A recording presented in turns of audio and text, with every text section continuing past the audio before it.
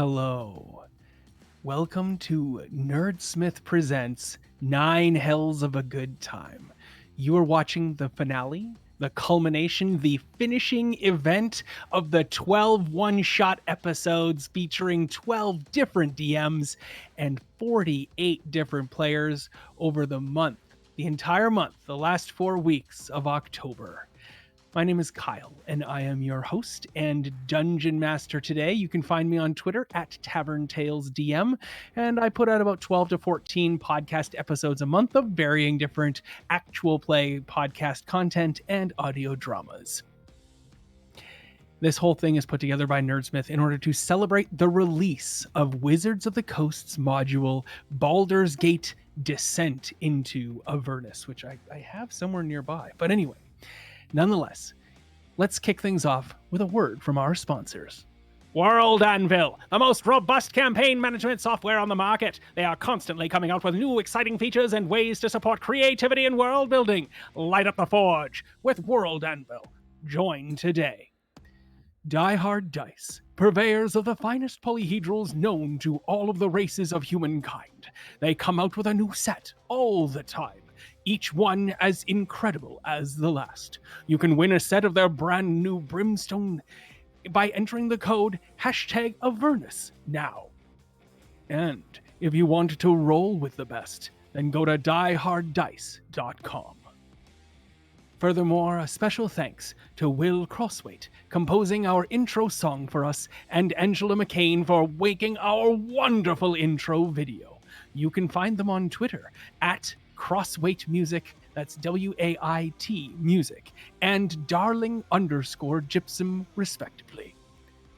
Now, tonight is the final episode of the epic one-shot 9 Hells of a Good Time, the final countdown.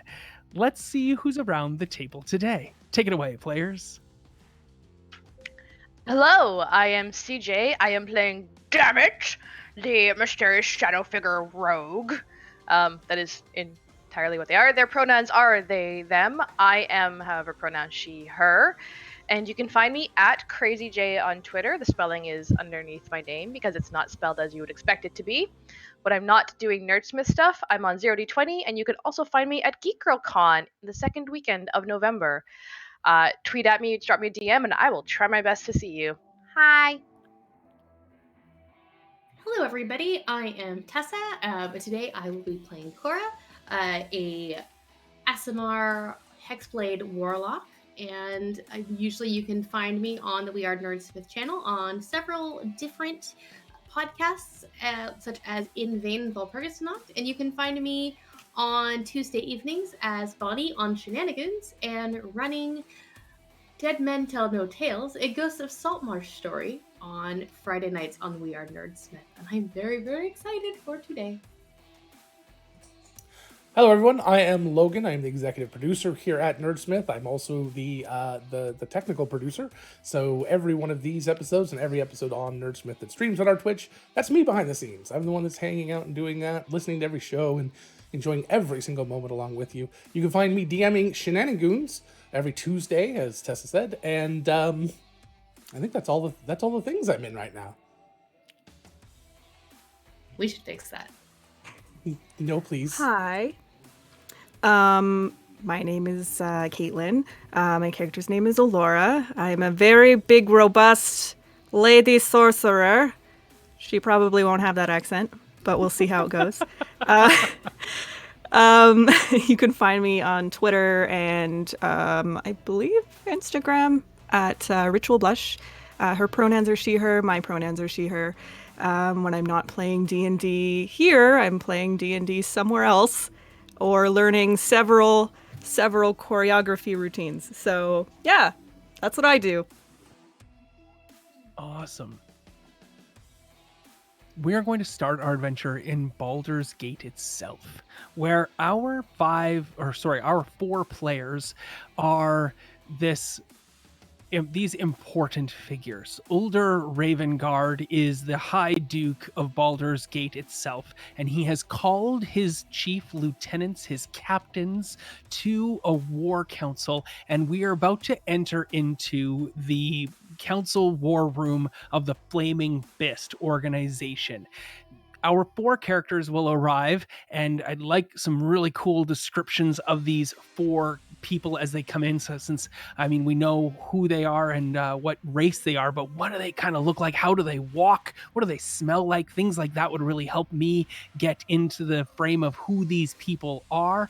And on top of that, I need to know a few things. So I've asked chat to please describe the war room council chamber itself, but I'd like to ask how do the 4 of you know when you walk into this room that this room is the Flaming Fists war room? So if the camera were to descend and the audience were to get a feeling for what this war room is, let's go in clockwise order here from Katie to from Elora to Gurney to Cora to Dammit, and they can tell me what is it about the Flaming Fist's war room that tells you this belongs to the Flaming Fist. So the first thing that I see that is most noticeable to me is there are banners showing the coat of arms for the Flaming Fist hanging on the walls. Nice, love it. Do you want to describe those banners for us? Yeah. So it is a shield shape with a, what's that word? Fist in the middle of a triangle that's flaming. And a helmet with wings on the side up at the top, as well as some, I don't know, ribbons, fabric around the back. Cool. I kind of picture these banners. They're all a little bit different because it's all of the different jerseys and sigils of over the years, like a hockey team or a football team's jerseys have changed. The banners have subtly changed throughout the years. I love it. I can totally picture that. All right. How about you there, Gurney? What do you see when you enter the room? When Gurney enters the room, what really strikes him about the Flaming Fist is that all of the sconces and all the walls are ever-burning torches, but they're made out of metal gauntlets. And I almost think that each one is a little different. Like it comes from the armor of maybe the fallen of the organization. And so each one's a tribute in addition to being like how they light the place. Wow. So I really feel the history again in that, and the depth of sacrifice that some of the former members have made and how they're honored here. That's wonderful. Corey, what do you see when you walk in? One of the things that always strikes her when she enters is this huge fireplace and mantle across the back wall that is always burning, along with the ever-burning torches. So it's this feeling of warmth that when you come in. It's almost intimidating for people who are unused to it, but for Cora specifically, it's come to feel more like home. Just the feeling of enveloping warmth the second you walk into the room. Nice. Yeah, no, it's really atmospheric. I feel that. Cool. And Dammit, what does Dammit see? What Dammit sees when they come in is actually on the walls and on shelves and even across the table at times are maps and information and scrolls. So the Flaming Fist does not just launch forward. The Flaming Fist actually looks and is tactical and is clear in their resolve and what they want to do. Cool. Yeah, I can totally picture that. Yeah, there are like tons of maps everywhere. This is the war room. Of course, this is sort of the thing that's needed. There's a historian. It's a tiny kobold that's been with the Flaming Fist for like at least 30 years. An ancient, wizened kobold that is literally, everyone calls them some sort of map-related term. So like the map keeper, map keeper, that's their name. You can see that figure is rolling up a map and nods slowly their wizened head as they take it off the giant table. And I have asked chat to describe the table for me, and if you're following along and watching the show, this is one of the things I like to do is I will always ask for details and color and bits of pieces as we're going along in the game today from you in chat. So if you could help me out as we go along, I've already got the first one here, and that is from X Grimsby, who's told us that it is a massive oaken dining platform that has seats for only 12 individuals, and none of those seats are currently taken. They're all empty, and you can see inlaid in the chairs and inlaid in the table itself is a picture of a wizened figure with sunglasses and a cane, taking glasses on and off. When you change, it's like one of those 3D pictures where you change your head and you see something else. His glasses are on, his glasses are off. His glasses are on, his glasses are off.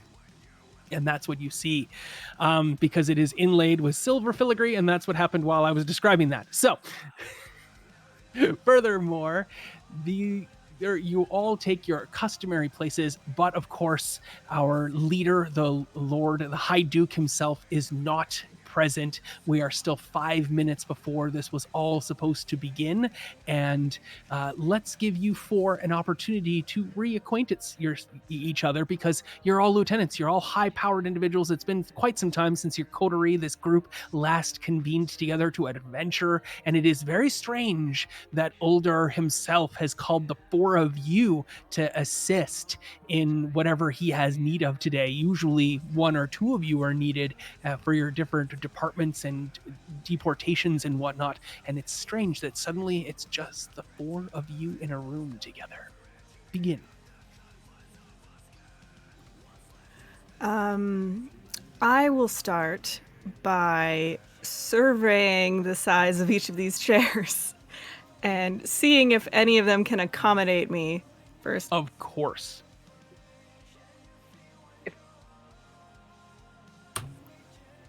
All right. If they can accommodate you, they can accommodate me, and etc. Yes. Okay. I sit. Could we get some descriptions? That might help. Yeah. Certainly. Start, I- Gurney. You're the one who asked for it. All right. Yep. So Gurney is a turtle, a wizened old turtle. He's got hair, which is very strange, kind of a almost balding, but it's all kind of wispy white around his head. And he wears like a kind of a tweed sweater with a jacket over it, and no pants. But he does like wearing boots. But they're very worn, and he wears them out. They're more like spats, really. There's nothing on the bottom. They're just tops. What a look. And he really doesn't. He has a little bag with him, but he really doesn't carry much else with him ever. Cool. How does he walk? How does he sit? What does he smell like? Mostly he smells like Ovaltine. He walks around. He's very hunched. He's kind of hunched up. He's got his shoulders way up. He kind of hunches over a little bit. Talks with his hands a lot. When he sits down, he sits with purpose. He always seems to have a purpose to everything he does. Cool. Who's next to enter the room? Oh, Dammit was already there, just hiding in the shadows. So hiding. Dammit is very tall. We'll put them at least around 7 feet tall. And underneath the hood, all they can see is like it's dark underneath here, and then tusks. That's it.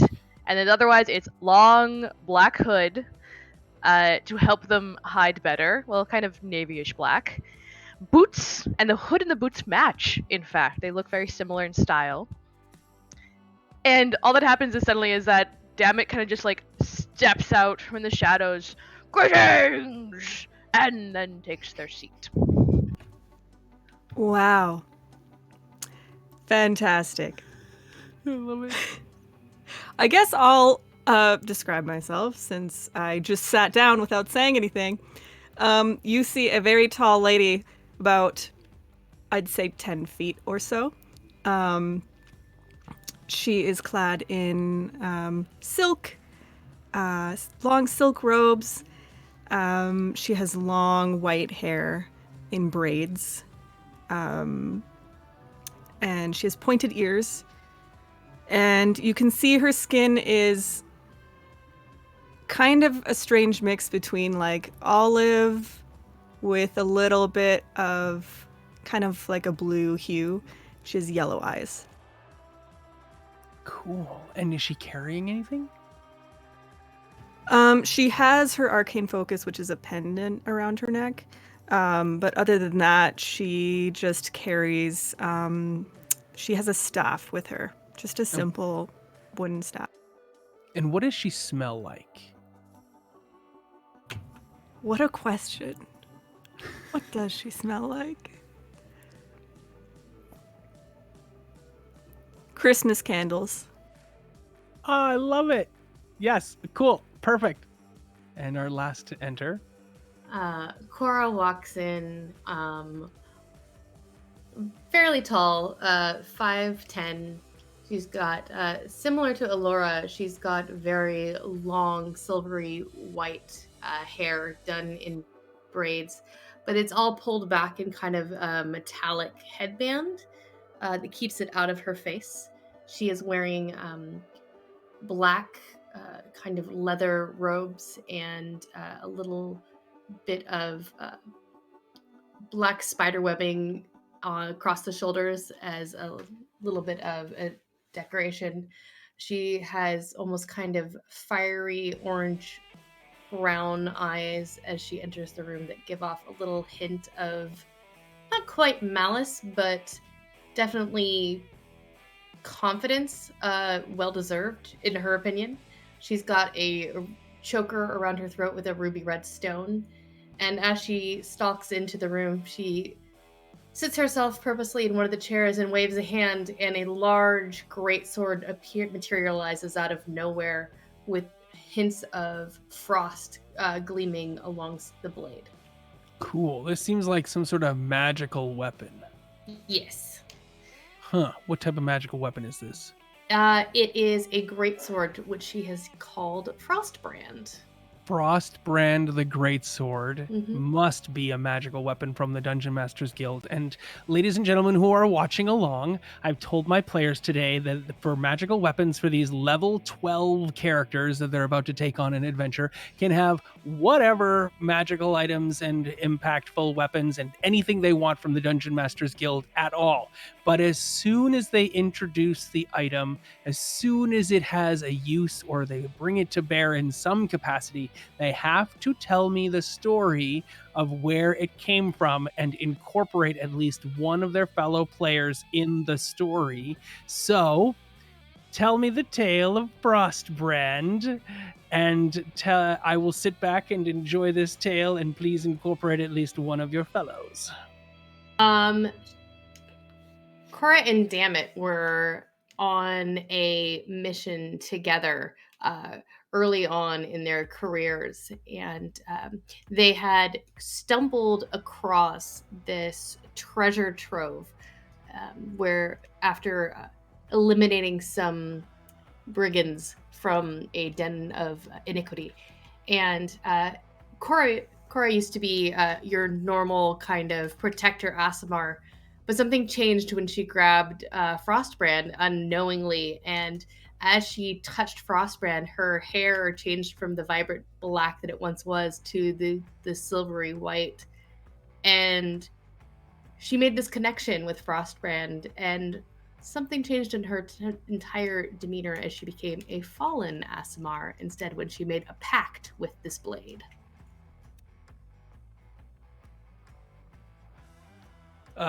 So Dammit was there and saw this happen, no doubt. And so what was the reaction, Dammit? What did you do? Dammit tried at first to figure out where the hair had gone, the hair color. Failing that, the reaction was then to try and not quite take the sword away, but study the sword, because making sure the sword did not hurt friend Cora. Nice. And what did you say when you saw all of this happen? Damn it! What were the words that came out of your mouth when you saw Cora pick up this blade and then all of these changes suddenly erupt? My name! What has happened to you? Wow. Beautiful. Right. You can have inspiration.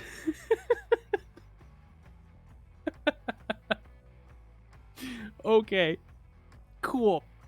We flash back. We're all four of you are at the table, nodding and seeing each other in recognition. It's been a while since you all saw each other. No doubt there is some awkwardness. Let's see what that looks like. So Gurney is struggling to find a seat at the table. He looks kind of frustrated as he kind of paces back and forth, looking at this table, and finally decides that he's just going to stand. He's not going to sit. Do you need Okay. assistance, Gurney? I'll tell you what I need. I'll tell you right now. This rectangular table represents an oppressive hierarchy in this organization. I need a round table for more equality. What is it about the table that disturbs you most? Is it the corners? There is a head and there is a foot, and that's an oppressive hierarchy. It's all right. I'll just Why- stand. Why not I sit see at no the head foot. instead? What did Dammit say? I see no foot. But with 4 just legs, damn it, how can there be no feet? Well, there is no feet. There are stumps. Hmm. But The as it stump- is, Gurney, there is late Alder. You can stumps enjoy are your also oppression a if you wish. I will be over here.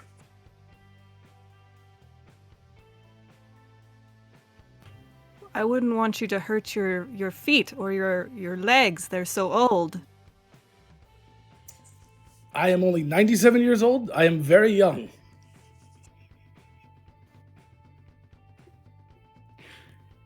Gurney's only had 2 heart attacks. He has at least 6 Right. more to go.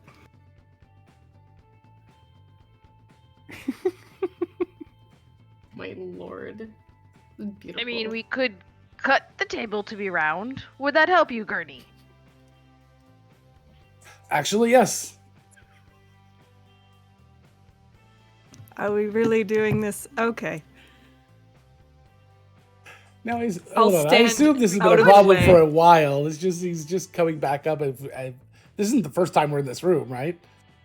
Is it a new table, DM? No, it's the same Yeah, okay. table it's always been. No, never For years changed. I've been Same- saying this, and finally you offer me a solution. All right, let's do this. I'm actually start- imagining there's other cuts to the corners have been tried before where it's like, and cut. Oh. This We keep table is mending it very back strong together. for some reason. I shall try and cut a corner off, I suppose. Let us try and cut a corner off with my short sword. Is this just a normal short sword, or what are you doing? No, it's a short sword +1. Oh, well, that provokes the need for a tail. It's some sort of magical item. It is much shorter tail than, of course, I think Frostbrand the Mighty or the Hair Changer. Frostbrand the Hair Changer. So tell me the tale of where you got this little +1 short sword. So some time ago, Dammit was working with the cleric, Gurney, in fact, to infiltrate a camp of sorts that they had to look into for Alder, in fact. And they came across a bunch of weapons upon a weapons rack. And Dammit, having lost their short sword previous to this due to having to run at some point to actually infiltrate this camp, collected one of those off his shelf, or off the weapons rack, not realizing that it was actually a +1, therefore better than what they had before. And actually did show it off to Gurney and be like, look, it's shinier. And what did Gurney say?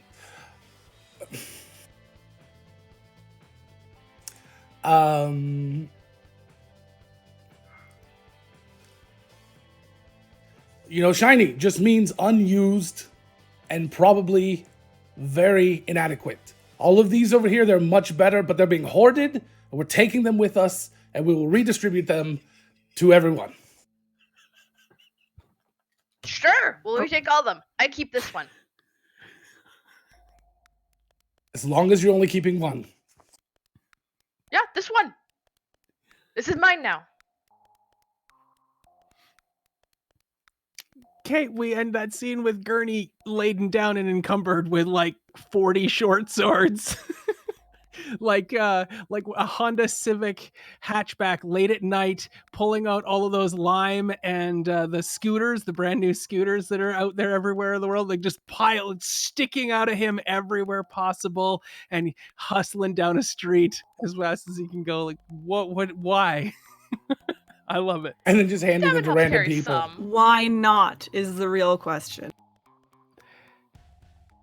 And we come back to the story itself with Dammit and their short sword right in hand, ready to chop at the corner of the desk.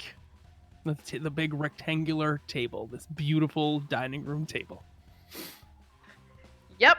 Dammit raises the short sword up, ready to cut the corner off for the sake of Gurney, because Gurney wants a round table. Yep. And swings down. Okay. Yeah, I mean, this is a table, so you tell me what you want to have happen, and I'll gladly say yes to that.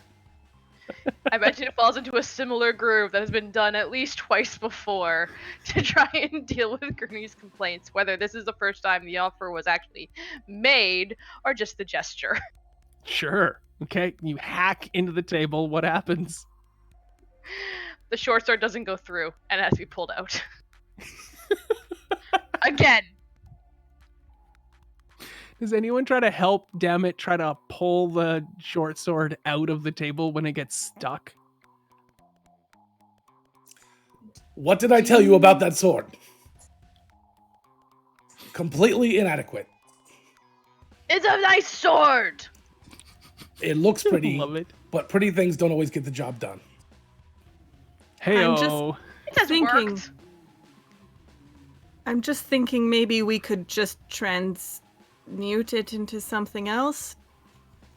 Maybe? That's an interesting Sure. question. If you transmute the table, does it still bear the marks of oppression inside of it, Gurney? You are still taking the same It's object the that had functionality of hierarchy. it, not the spirituality of it.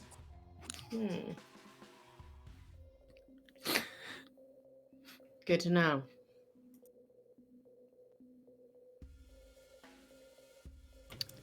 Huh. Well, checks my spell list. I got nothing. So, Yes, unfortunately, I'm not entirely sure that this is something I can help with either. It's all right. It's been like this for years. At least I have a solution now. I will figure it out. perhaps we can ask for a new table when, This one is Meeting. perfectly suitable. We just need to reshape it a little. Why spend money on things we don't need?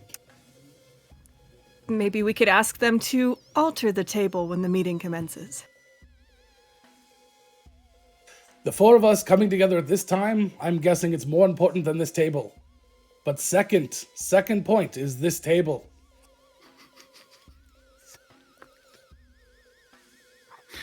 Noted. Minutes.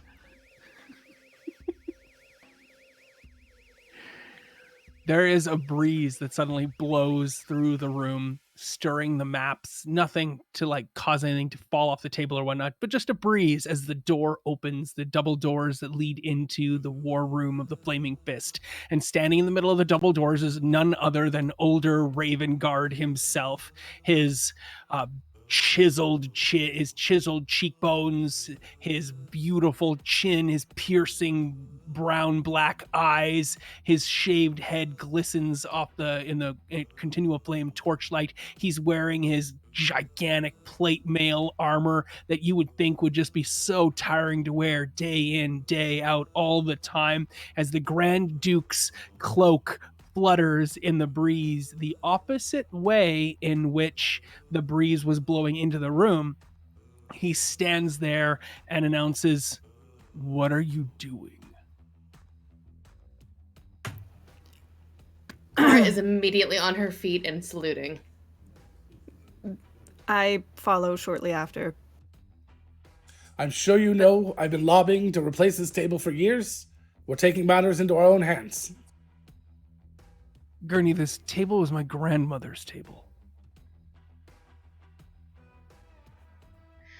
Sorry, Just boss. because something has been one way for a long time doesn't mean it still has to be. The wizard with the sunglasses. That's an impression of my grandmother. I brought this from my own home.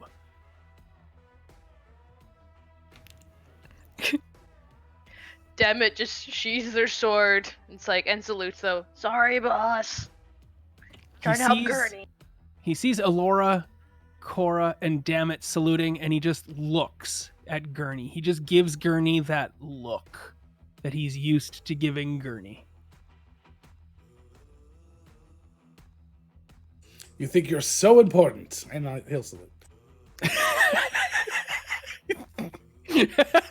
Is it well, I like those quick ones? Like, yeah, whatever. Let's get this over with. He'll do it appropriately. If he's going to do something, he's going to do it right.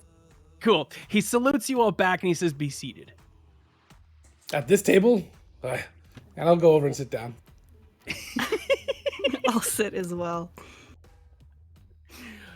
He does not sit at the head or the foot. He sits at one of the longer sides of the table, just grabs any chair at random. Now, we know Elora's chair has been set there specifically for Elora because of her size. Dammit's chair is a larger than normal sized chair as well. Cora, who is 5'10" and is normally pretty tall, is a midget in this party. Yeah, and how tall exactly is Gurney? I don't know how tall turtles are. I would guess 6'2", probably is what I was thinking. Probably wider than average because of the shell, so he probably has a special chair too. Robust. Nice. Chonky. What were you saying, Tessa, before I interrupted you? No, yeah, she's the shorty in this group at 5'10". It's how I feel on a daily basis. Perfect. So what do you feel like Ravengard's demeanor is as he stands there and enters the room? There's an expression that most would not be able to gauge or understand, but the four of you, knowing older Ravengard so well, you've come to know him perfectly. What is his demeanor as he sits down at the table? And I'll take offers. Like we can work this out together. Exasperated because it's like, this is probably not the first time we walked in on a scene like this. This won't be the last. Sure. Exasperated about the moment. There's an underlying nature about what he's about to talk about, though.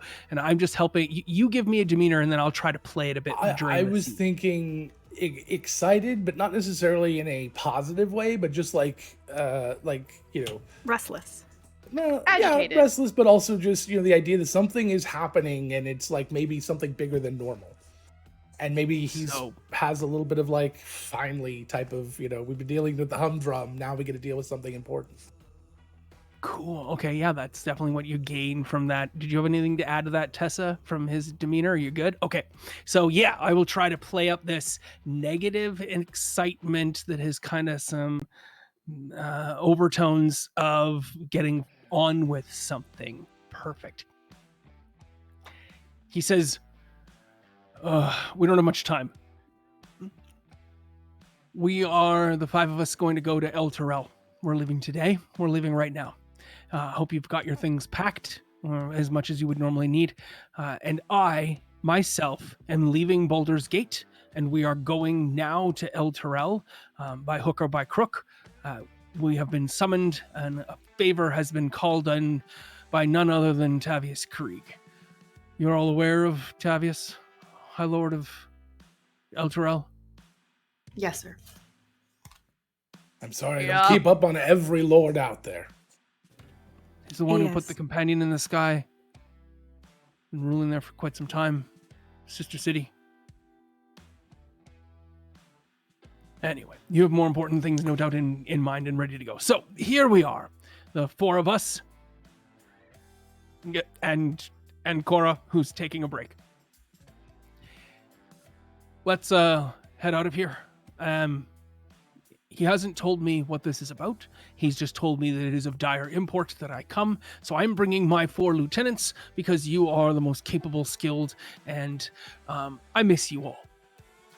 I'll put it out there. Well, thank you, sir. It's been a long time. Just kind of hide my face. He smiles at Alora in that, like, we have a history way. And he says, I know that you have duties and tasks. Trust those to your subordinates. But we need to go. We need to go quickly.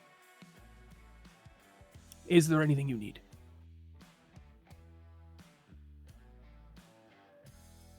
No, sir. I am ready. A cushion might be nice. I'm ready to go. The little kobold map taker tugs your tweed jacket sleeve, like right on the leather patch, once or twice there, Gurney. I'll look down. He's got a cushion in his hand, a round cushion, corduroy cushion, plump and thick. Oh, thank you. Thank you very much. Yeah.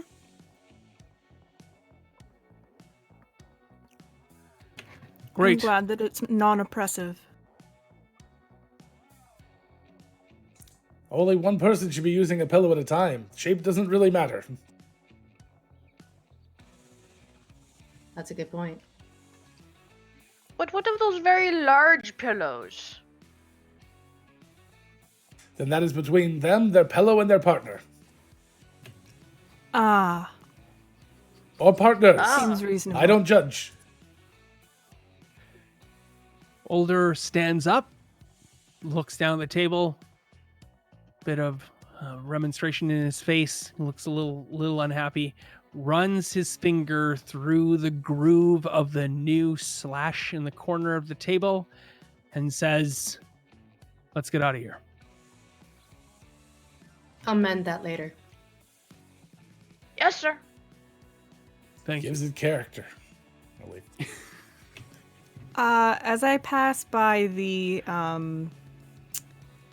table on my way out, I'll cast mending. Ooh.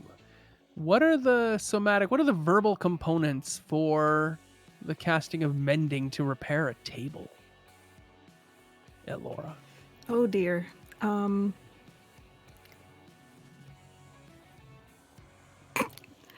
No idea.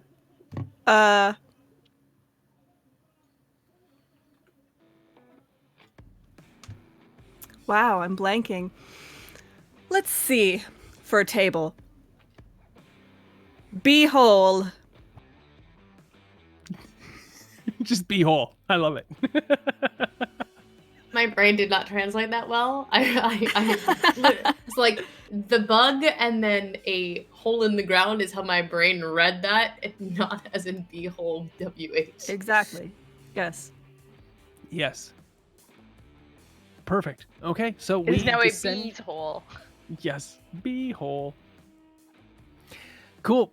Older shoulders a heavy pack. It's full of stuff and slings it over his steel pauldron with ease and familiarity, even though these pauldrons, of course, I don't know if you've seen the pictures of Older, but he's got like gigantic shoulder pads, his metal shoulders for his armor.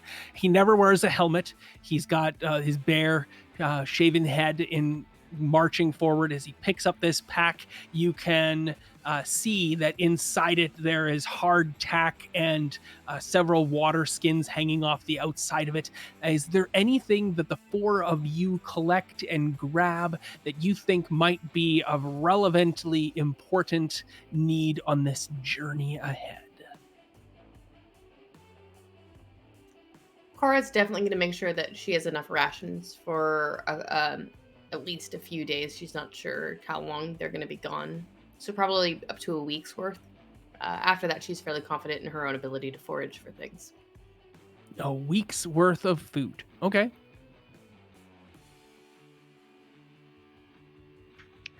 Demet has made sure they have grabbed their bags, as well as, any other little rations, water skin, and the like to toss in those bags as well, because they need a lot of those. They're big. They need lots of food. Cool. Okay. I mean, I figured those are the normal sorts of things you would take when you're heading out on a trip. You don't know how long it's going to be. Elora, do you grab or take anything from your rooms or grab anything before you head out to the streets of Baldur's Gate that is of relevant import? Yes, I will go to my room, grab my accordion, and I'll grab some extra pairs of clothing, as well as my robes.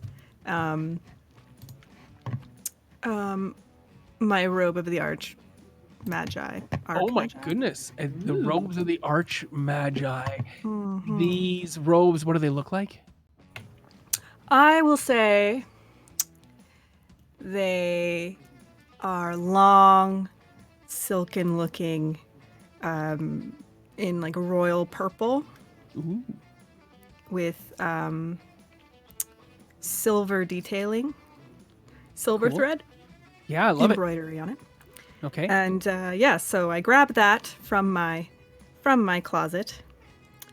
And Yeah, what are the silver filigree, the silver details on it? What is that? Is it like some sort of runes, or is it just cool patterns in like a Celtic fashion? What does it look? What does that look like?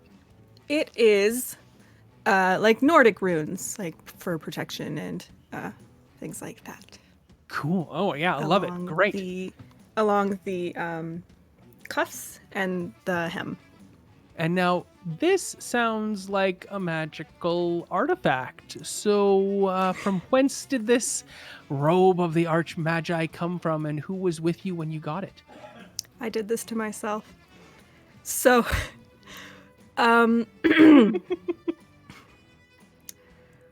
once upon a time, as you do, I was a wanderer, and I spent my time as a guide, guiding people through the Arctic terrain of my homeland. And during such time, I had a run-in with a Google's dragons. It's a dragon. It's a big old lizard that's mean. And it was frightening all of the people that I was making my living at, guiding the way.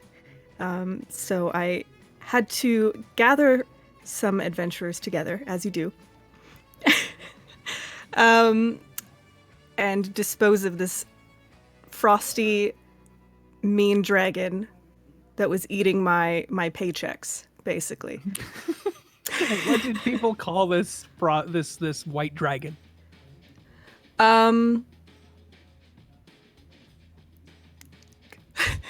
Frosty. Yep. Frosty the Cool. Fearsome. Yes. Cool. Yeah, the song Very. is now running through my head. And who Uh-huh, was you're on welcome. this? Who was in amongst this band of adventurers with you on this adventure? Well, aside from myself, there were a few of the adventurers from the Adventurers Guild, whatever their names were, I can't remember. Yes, And and they died. But they one of the living got- people who assisted you in this adventure was one of the fellow players at the table. Who was that? oh, yes, of course. Who can forget Sir Gurney wrapped up in his winter-safe snowsuit Tweed snowsuit. to keep him from freezing to death? Yep. Was not able to save the party, but saved me, and I will be forever grateful for that. And used his fearsome divine powers to help fell this creature. And as we entered the cave of Frosty the Fearsome, tweed snowsuit, yes, exactly. As we entered the cave of Sorry to Frost- interrupt, but does Gurney's divine powers, does he call them divine powers, or are they publicly bestowed powers? They're definitely publicly given him. He gets all of his power from the people. That is so great. Cool. And what was the finishing blow like that was rained down upon this this white dragon? Frosty, the white dragon, was a mean old dragon soul. And who delivered the final blow that fateful day? Well, if it was not me, then I wouldn't have any right to these robes, would I? So, thankfully, being a wild magic sorceress, I was silly enough to cast a frost spell to try and fell this dragon. However, being a beneficiary of wild magic, the resulting side effect ended up killing it accidentally, which worked in my favor. So when the frost spell didn't do anything, but the wild magic surge did, and the frost dragon died, what did Gurney say? It's okay. I know you didn't mean to do this thing. It's all right. And mostly just comforting. Yes, thank you. I definitely didn't mean to kill the dragon. And and then we took our turns with the horde and distributing it out to the people in need as we do. But I took the robes for myself. Love it. As long as that's great. all you took. I mean, yeah. Everything else you gave to the peasants. And to the families of those that fell, trying to collectively bargain with this dragon. Oh my god. I love it. Yes, whenever anybody needs healing from Gurney, they cry out, because he's used to be a medic in the field, so they would cry out, "Medic, aid!" And then that's what people do. So we are on the streets of Baldur's Gate, and on the streets of Baldur's Gates, you can smell immediately the delectable scent and taste and tang of fried chicken, percolating, suffusing down the streets of Baldur's Gate immediately upon exiting from the Guild Hall of the Flaming Fist. The five of you are standing there, looking all prim and proper, and there is a strange-looking machine, a war machine straight from hell, parked out front of the headquarters of the Flaming Fist itself. And there is a couple of smaller creatures standing and sitting near it, looking all proud and whatnot. And you see Older smack the hood, kick a tire affectionately, and nod to them and say, "Good job."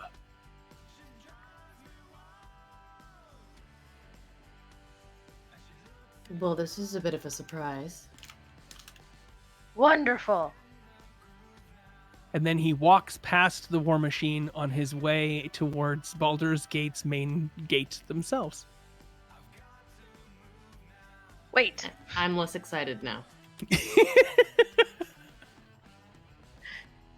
I mean, I'm not usually one for flash and show your rivals, of course. But won't this get this to where we need to go faster? Oh, do you move your way up to Older and ask him that question? Oh, no, that's to the general group instead, Okay, as cool. Dammit follows after Alder. Yes, it absolutely would get us there faster. Yes. What is wrong with slow and steady? Unfortunately, many of us don't have the years that you have. Slow and steady will win the race. What race? Hasn't yet! It's just an expression.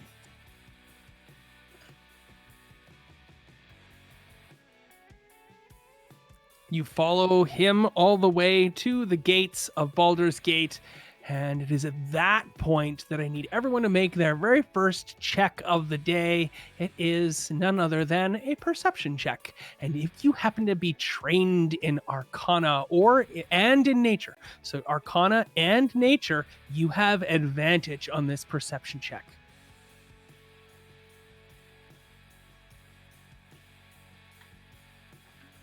Dammit has a 19. Ooh. That is a natural 20. Yay! I got a 6 from Gurney, And I'm seeing paper from Katie. Sorry, 19. 19. Excellent.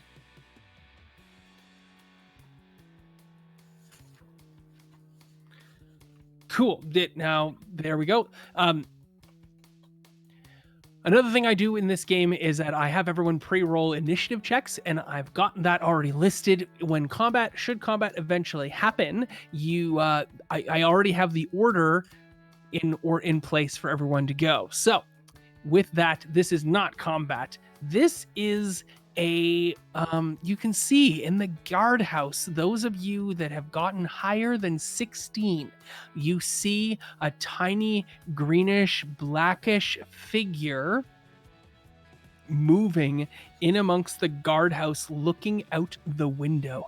They have a very long neck and a beak with sharp teeth, a shock of white hair coming off of that, and weird horn-like things coming off the edges of their head, giant feathered wings, and a very long, thin tail. Their hands are 3 long claws with no thumb, and that is what you can see. They are not they're not particularly big, though. They are actually looks to be like a small sized creature.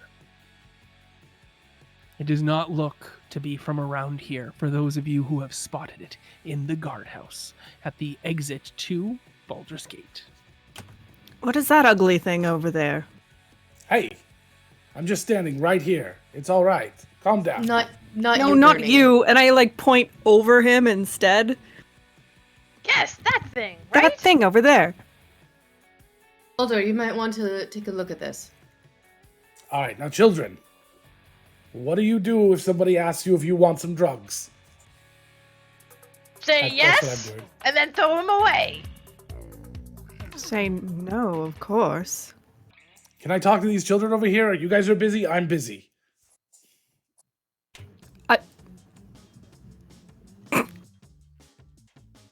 Sure. And Cora manifests her sword again, just to be on the safe side, as she is gesturing up towards the guardhouse.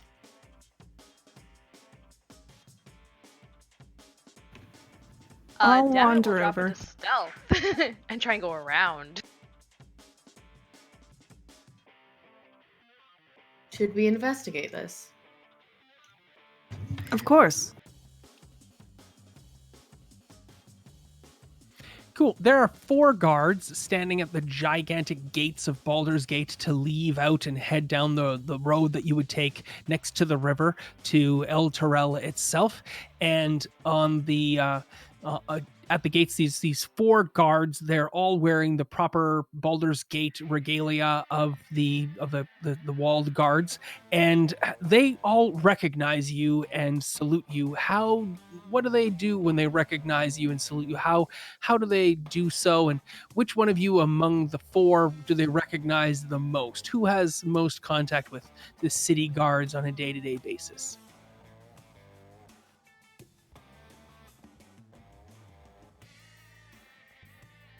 Not it, because Dammit tries their best to just not be noticeable. So if they notice Dammit, there's a problem. Perfect.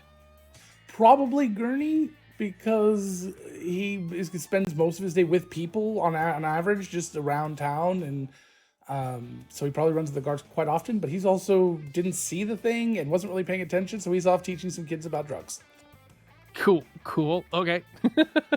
The kids next to the gates learning about drugs. There's comings and goings nonstop, as it is the middle of the day, and there's tons of traffic that's heading through these gates, and the porters are all grabbing boxes and whatnots from the caravans that are arriving and stopping here for people to have their stuff transported through Baldur's Gate itself. And it is, of course, a very busy, bustling time. And one of the guards comes over to Gurney and says, Lieutenant, sir, you're kind of in the way, and I understand the need of your important lessons and teachings and stuff, but could you forsake this for the time being, given that you're piling up traffic behind? Of course, we never want to get in the way. of people doing their jobs, right, kids? Yeah, and progress. I think that's something I've heard you say before, right? That is Never that get is in the right. way of Please progress. don't call me lieutenant. Oh, yes, Lieutenant. I will not call you Lieutenant. Lieutenant. All right, and then he'll just go and join the others. Glad we got that figured out.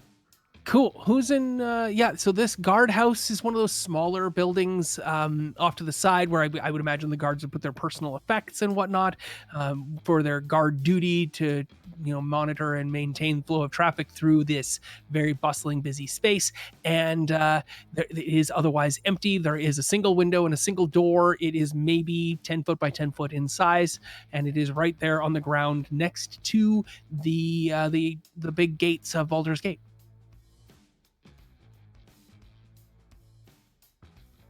Damn it, do you think you could sneak inside and flush whatever that is out to the street? On it. Let's see if I can push them towards you.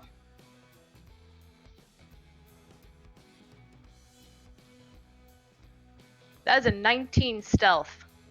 Wow. Okay. Yeah, I didn't realize you were making a stealth check. I would have told you would have had disadvantage on this check, given that you'd already been spotted. So I still didn't get it. So it's fine. 19 is great. You have slipped from the view of whatever this creature was. You've sidled around the edge of the building, and tell me how you sneak in. So I did roll. You cut out. I did roll a second die just in case it ended up being higher by 3, so the 19 is actually the low. Sure, you've definitely succeeded. Yeah. So, damn it, ducks. 7 feet tall. Damn it, ducks in and around to try and walk very carefully and very slowly around where they have spotted this little being and kind of loop around it to try and flush it out forward to where the people are, to everyone else in the group. Okay. Sure. Inside the guardhouse is, of course, the personal effects of the 4 guards that are on duty. There's a chair, a little desk, and that's all you can see at the moment.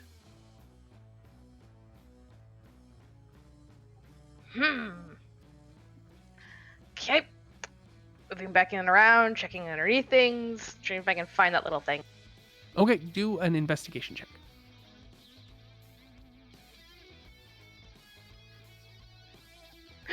That's a nat 1, and for the sake of damn it, I'll keep it.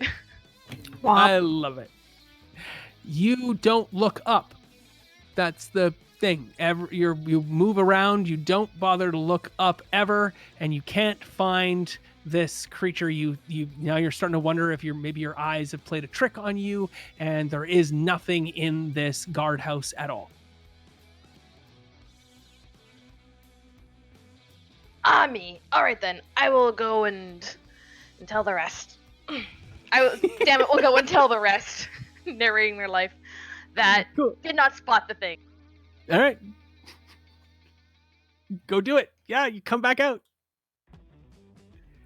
I went in, break stealth. I went in, went around, looked for it. I do not see what we've seen. Maybe it left. Could have been a trick of the light. Though a strange trick, to be sure. I don't know. I guess. Cora's gonna grab one of the guards nearby. Saw something strange in your guardhouse. You might want to keep an eye out.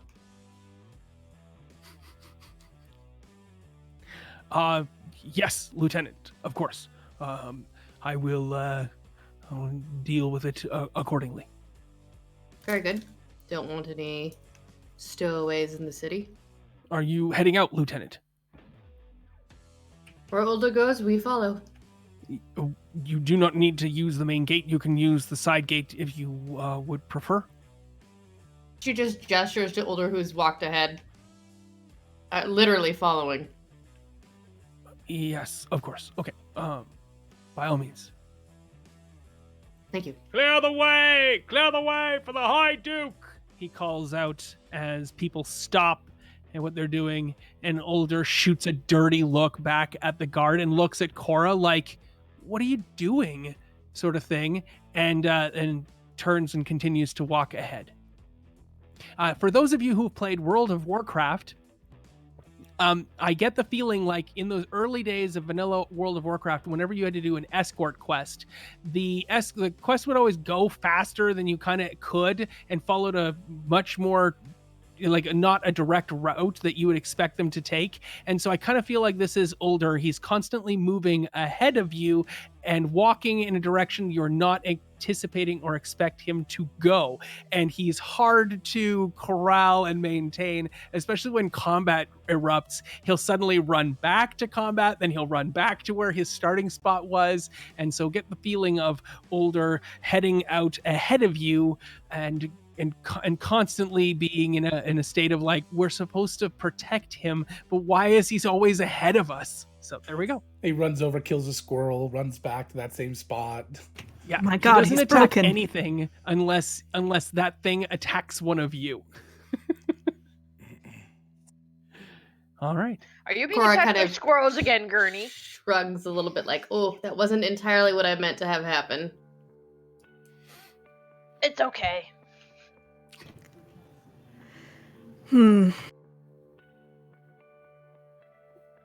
We better catch up. I'll kind of jog up to what's his name? Older. All right, you take 3 And- steps. You're now at older. Right. I'm very large. Is there a reason we're moving in such a strange fashion? What? He says to you? What are you talking about? I just feel like there's a more direct route to where we could get. Never mind.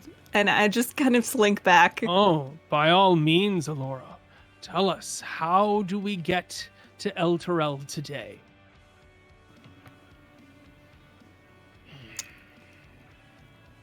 I just meant. It's fine. No, it's fine. Just never mind me. I'm so sorry, sir. And I'll like slink back to like the very back of the group. Do you kind of hunch down?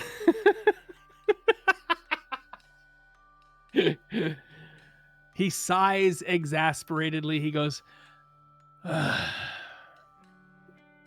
but he tingles all over with the energy and excitement that Logan has bequeathed unto him, and he turns and heads back out the main gates themselves. And your ride is there. Your vehicles, your way of getting to El Terrell that is not the slog of a walk would be. And I would like the 4 of you to decide, what is this method of transportation that will take you along the ground to El Terrell? Is it horses? Is it centaurs? Is it some sort of centipede or tamed Remerhaz? Up to you. How does this Order the Flaming Fist get there? Okay, but what if it is centaurs? Yes, what if? What if, guys? I mean, I'm not opposed. As long as the centaur is totally down for this journey. Because, you know, sentient creature and all that. But yeah. Great conversationalist on the way. Totally interesting conversation on the way. Do you really I'm want down your for Uber centaurs. driver to talk to you the entire time? Me in real? No. Alora? Your Yes. Suber? My Suber? May I offer the behind? Jeez. The Centuber? Oh my god. The Centuber. What is that? It's a large fae. The behind. Literally a hind that is a bee. I love them. I also love them. I was thinking maybe Dragon Turtle. A baby dragon turtle? Well, a full-size guard is as big as a village, so I was thinking it'd have to be a younger one. Okay. It could be half the size, and we just have like a little traveling, almost like it's a Like a huge what's the word I'm size. looking for? Like a Winnebago type thing. Yeah. Oh, what a bag. With like a platform kind of built onto it with chairs and things. Like yeah, a little exactly. bus. Yeah. Yeah. Okay. Are you in consensus that you would like to take the Winnebago baby dragon turtle? Being led by a centaur. Yes. Yes. I mean, it's either Yep. that or we all fight to the death, so really. Okay, cool. That's awesome. Tessa, what is the name of the centaur? And chat, what is the name of the baby dragon turtle? The name of the centaur is Babs. I like Babs. Yep, that's great. And chat can come up with the name of the baby dragon turtle, which we will come up with later. And Older, of course, walks right up to the baby dragon turtle and mounts it from behind. Wow, That's the just proper like way that. to mount a baby dragon turtle. You don't approach it from the front. It'll know you're coming and snap at you. So Okay. Sure. Yeah. All right. Go from the side though, because it can't see me there too well. And get on it. yes. These are great names, chat. There's offers here of Dennis, Brindlebob, and Babadook. So I'm gonna go with Brimble, Babadook, Dennis. Perfect. Brimble, Baba, Dennis. Yes, Brimble, I love Brindle, it. Baba, Dennis. I love it. Thank you for that. The centaur Babs. Oh man, Babs and Brimble, Baba, Dennis. That's great. That's not going to be easy to remember. Babs and Brimble, Baba, Dennis are ready to go, and Babs looks back and says, "About time you got here. You're quite behind." Yes, well, sometimes we have to stop and educate children when we have missions. It's very important. A lieutenant Yes. is never late. And he just climbs that board. Didn't you not want to be called that? Just because I don't want to be called it does not mean that is not what I am. I understand yeah, Reality? that's the word. That's what you were looking for? I mount the turtle and then sit on my cushion. Sit on my cushion. I love it. All right. The baby dragon turtle, now Brindle Baba Dennis, begins to march along, crosses over the bridge. Everyone gets out of the way of this thing. Babs leads it on, and you can see in the distance as you're heading down, there is a train. It is at least a mile away. There's this train that's heading through the farmland that you're about to walk through. And there seems to be some sort of conflict happening on this train. Terrible things are happening on the top of it as it goes into a tunnel. Not too sure what that's all about or what it is, but if you watching right now are interested, you could check out that episode. So Not right we now. proceed. Yeah, but I mean, you could go now and then catch this on the replay later, but then you wouldn't be able to help us out with some beautiful color as we move through the farmland. And we're passing by people and we're going along. So if you in chat want to add some of the people that you're passing on the road as we go through this farmland on our way to El Terrell, that would be great to see who are these people that are also on the road and what are they doing and how do they get around this giant baby dragon turtle, Brindle Baba Dennis, and Babs leading him. So the four of you are hanging out on the back of this giant baby dragon turtle, and I once again need perception checks.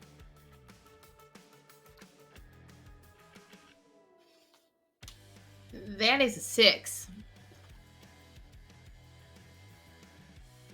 That is a 7, for damn it. Woo! I got 16? And I got a 10. You are so good at perceiving things, people. Elora, probably because she is the tallest, is the only one to kind of get a feel for what's going on, that there has been some sort of devastation ahead. Because the people, as we're walking along, and I haven't got any descriptions of them yet, but as we see these folk and these townsfolk and whatnot moving along, you can start to tell that they're moving with purpose, and they're moving in their expressions. Elora only, you're able to tell that there's something wrong with these people, that they are moving away from something, not necessarily moving towards something. And I will ask the players here. I'll ask CJ, what does damn it smell first? There's some sort of smell that is emanating down the road. You can start to get a taste of it, and it doesn't smell good. It smells bad. What does that smell? Okay, so beyond smelling the turtle, or the turtle dragon, over top of that, there's actually a smell of burnt crops, which for anyone that's not actually been in prairie land or anything, that's not the best smell to have, the burnt topsoil smell of crops and whatnot. And then on top of that, the musty smell of that afterwards. So it's not just burnt dried crops, it's actually now burnt living plants as well. And that's kind of permeating, as well as the smell of sulfur from other things that were burning. Cool. I love it. That's great. You can start to get that smell, but only you so far, damn it, can smell that smell. Can't you smell that smell? Cora, you are walking along and you see a farmer / trader that you have been acquainted with before. For whatever reason, you can determine what that relationship is. His name is Matthew, and you know him well. You see him as you're walking along, and some chat has come up. And when we come back to Cora, who greets her friend Matthew, I will tell you all that you're passing by a Goliath farmer with a halfling winemaker. Each of them are carrying a barrel of wine on their way to the 340 annual winemaking festival in Baldur's Gate itself.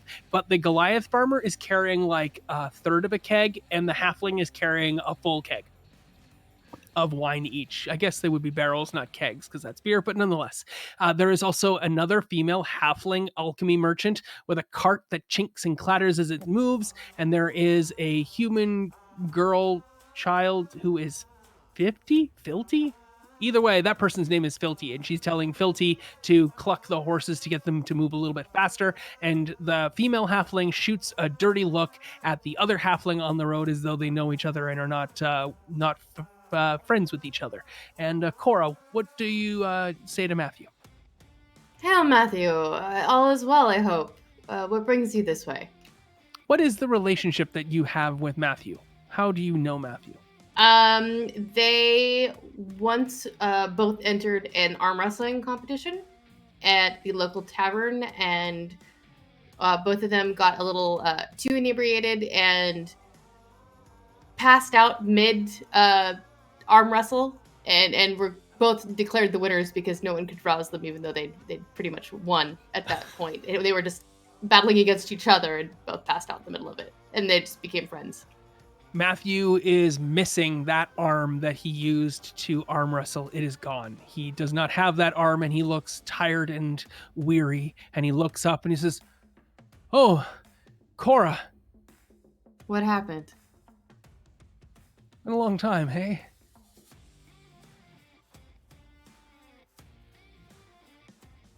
What's going on? What do you mean, what's going on? What happened? Your arm. Oh, that. Several years ago, bandits. I tried to stop. I'm never was very good at wielding a short sword. I'm sorry to hear that. Me too. It's nice to see you. It's good to see you too. It's been a hell of a ride you have there. Gets us to point A to point B. Yep. I tell you, it's 9 hells of a ride. Nice to see you, Cora. Good to see you too. Good luck in your travels. Take care. You pass by a gothic group of mind flayers with black lace parasols that are riding a purple worm. They don't say anything to you. You don't say anything to them. That's a different adventure right there. Yep. A very, very different adventure. I would Hey, retrieve. Laura, is that purple, violet, maroon, or what's another one?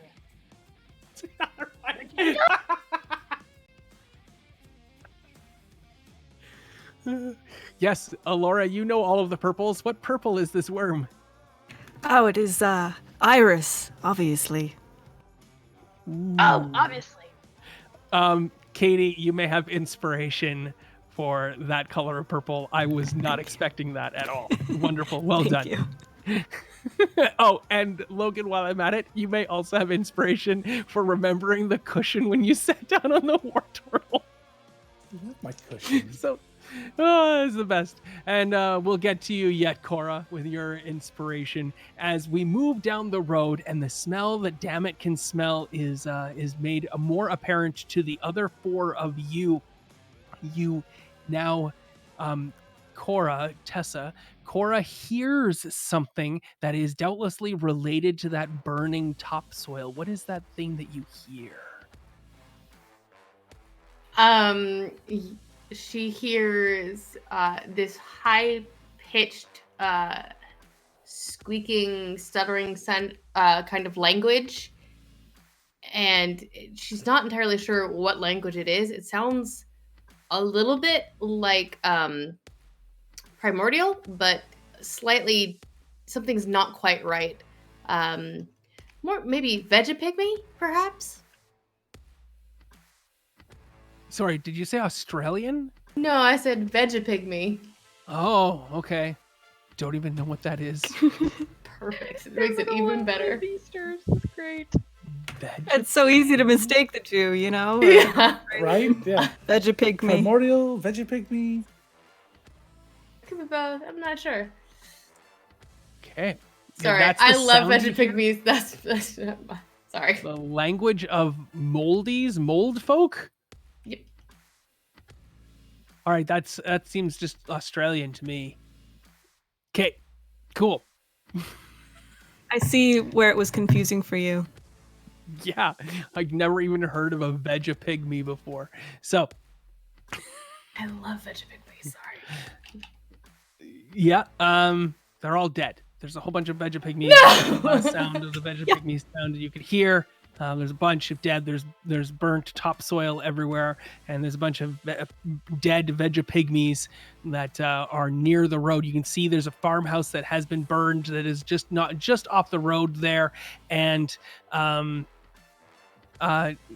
to chat's perspective here, I'm not digging at Australians. I just kind of pictured Vegapygmy and Vegemite, and that just led right down the road to Australians. But nonetheless, all the Vegapygmies are dead, and the topsoil is burned, and Tessa can give me dirty looks all she wants while we see three gentlemen in straw hats and pitchforks chewing some straw at the side of the road. They look up at the five of you traveling by War Turtle, and they nod to each other. Oh, yup. Young too. Nice weather for today, ain't it? Is somebody roasting turnips? Some sort of tuber, right? That'd be a different smell. Roasted turnips are quite delicious smelling, actually.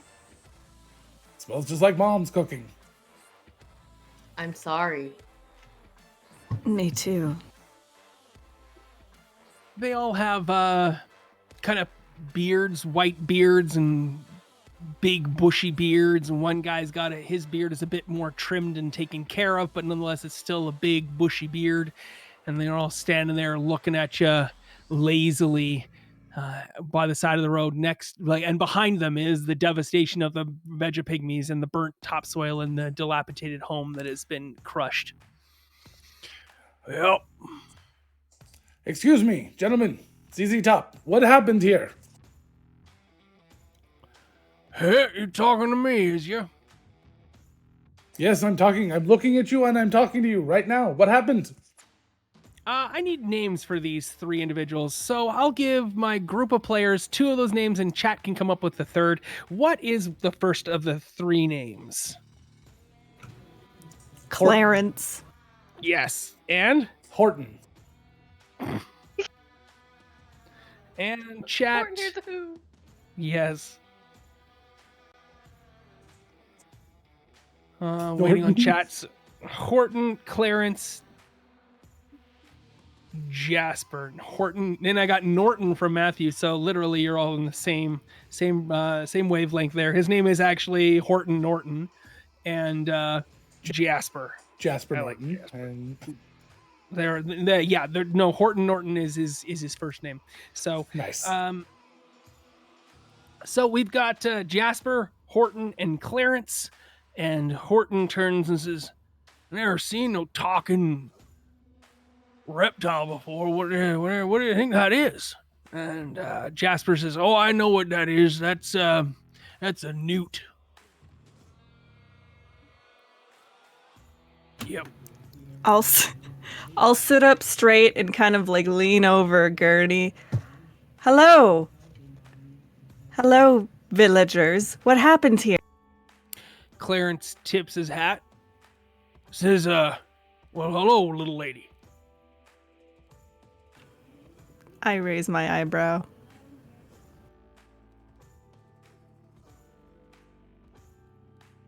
Care to tell Raise us? your eyebrow. Yes. Care to tell us what happened? Oh, things got out of hand.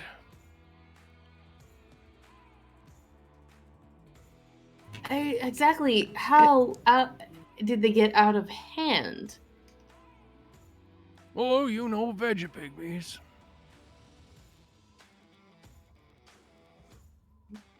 I suppose. They make great mulch.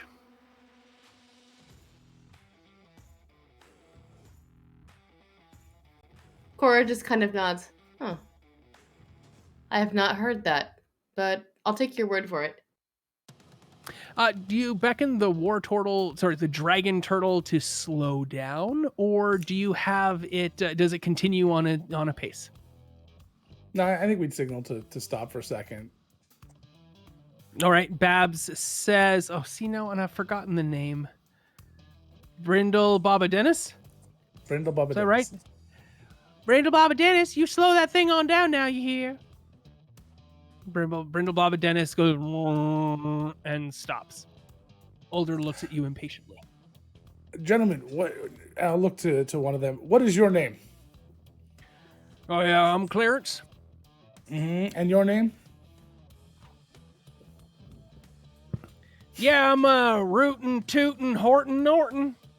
Horton Norton. Are you Salt's That's right. boy? Who? Horton Norton Salt. Morton's boy. I don't think he speaks English there, Clarence. "Yeah, I'm surprised he speaks at all there, Rootin' Tootin' Horton Norton." "Stop being rude, you guys," says Jasper. "It's a mighty fine greeting, mighty fine day. Welcome all of you to the county here, just outside of Baldur's Gate."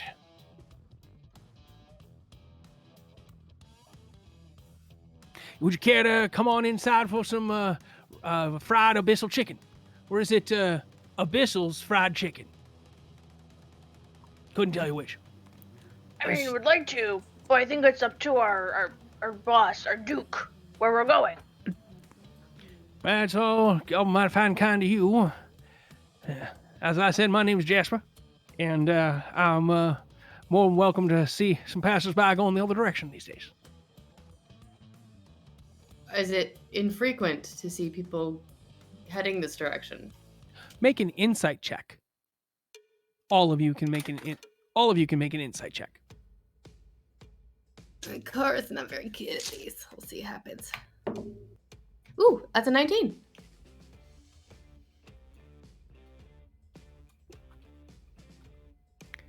Did anybody beat a 19?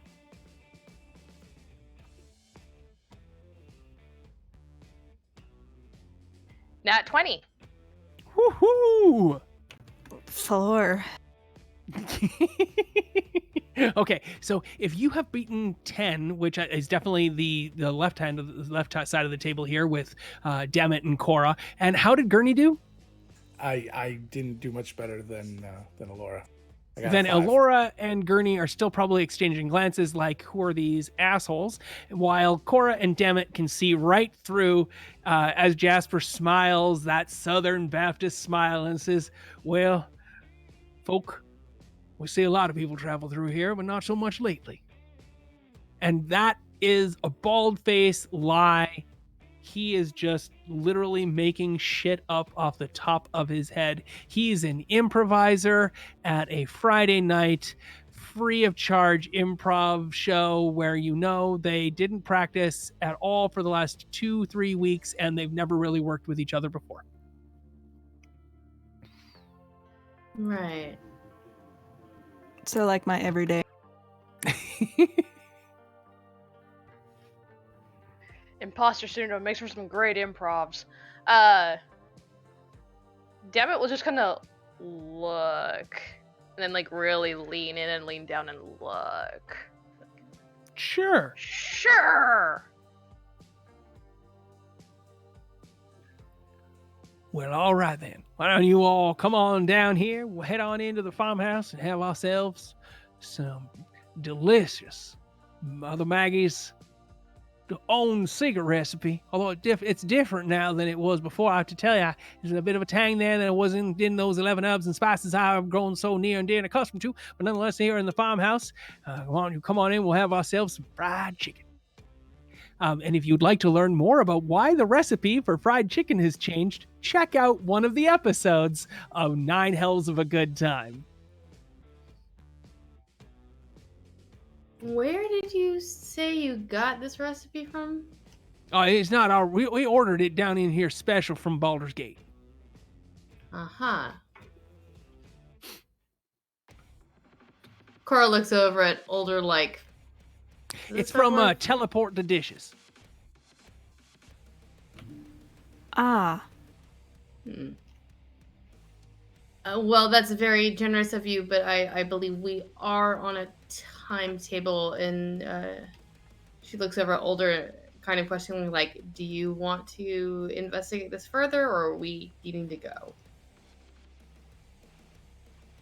You looked over. Did you say those things?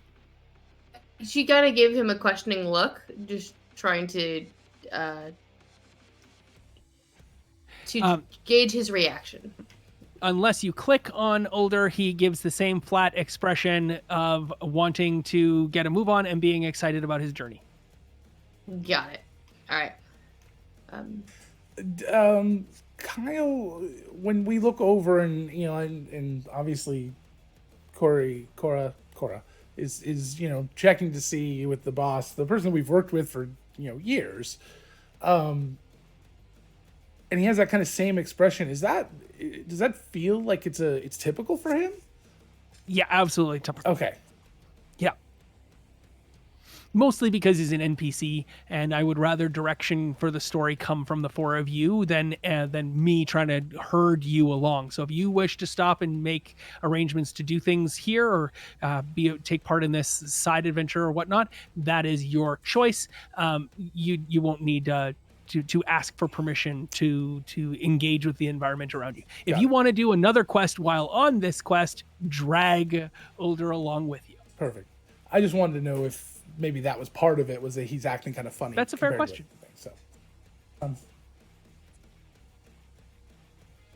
Well, Gurney, I know you're a man of people and you enjoy meeting folks. Would you like some abyssal fried chicken?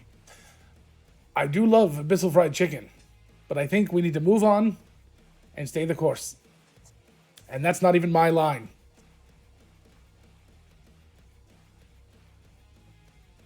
Jasper says, well, now that's too bad, because my dear Mrs. Betsy DeVos, she makes some mighty fine abyssal chicken.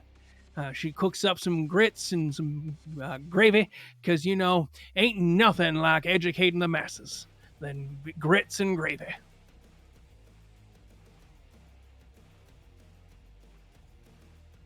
Perhaps on our way back. They look chagrined. They look disappointed and sad. And as they look to see you're not making the decision to climb down and to talk to them, they grip their pitchforks a little more tightly. Well, now we know we made the right decision. Dammit just watches this all from the spot and is like, no. No.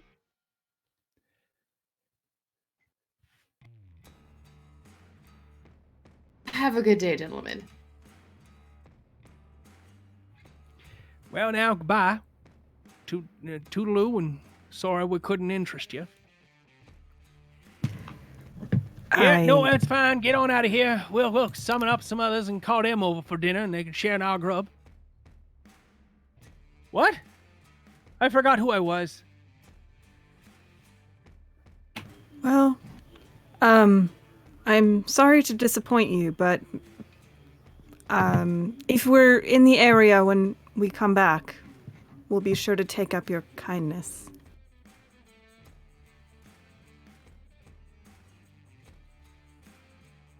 Okay. May you soon as- continue not Okay. seeing people on the street.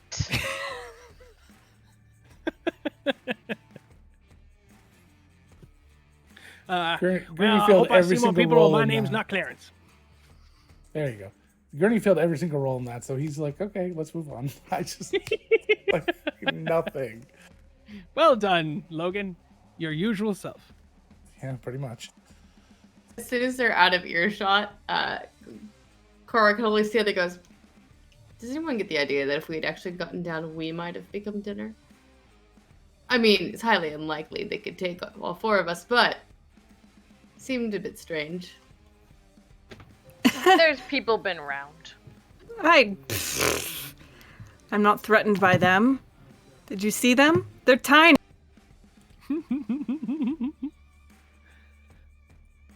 All right, the dragon turtle, baby dragon turtle, Brindle Baba Dennis makes his way down the road, led by Babs, and you look back at some point here, and the three elderly gentlemen in southern flair are inviting another pair of travelers to walk with, like they're beckoning them over, and they come over, and as you're moving down the road out of sight, they all five of them head towards the farmhouse with all the Veggie Pygmy mulch out front of it.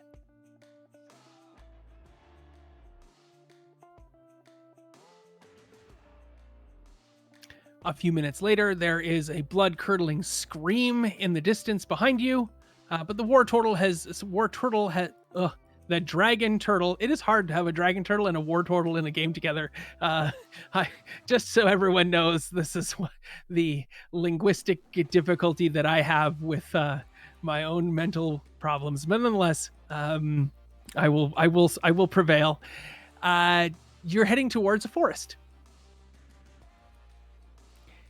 Along the forest is the river itself, the river that leads from Baldur's Gate to El Terrell. There's a raft out on the waterways. It's a pretty busy thoroughfare, and the road itself kind of quietens for a little while, and you're out there in amongst the birds and the trees, and it's quiet and relaxing time for the group of you. When you see in the distance what looks to be yet more trouble in the forest itself, as the day turns to dusk, and we will encounter our first combat, because while the other ones were optional, this one is definitely not, but we will do that upon our return from a break. What do you think, guys? Should we take a quick break here? Logan, how long should we take? Usually we do 5 to 10, somewhere in there. How about we'll be back in 7.5 minutes? Start your timers.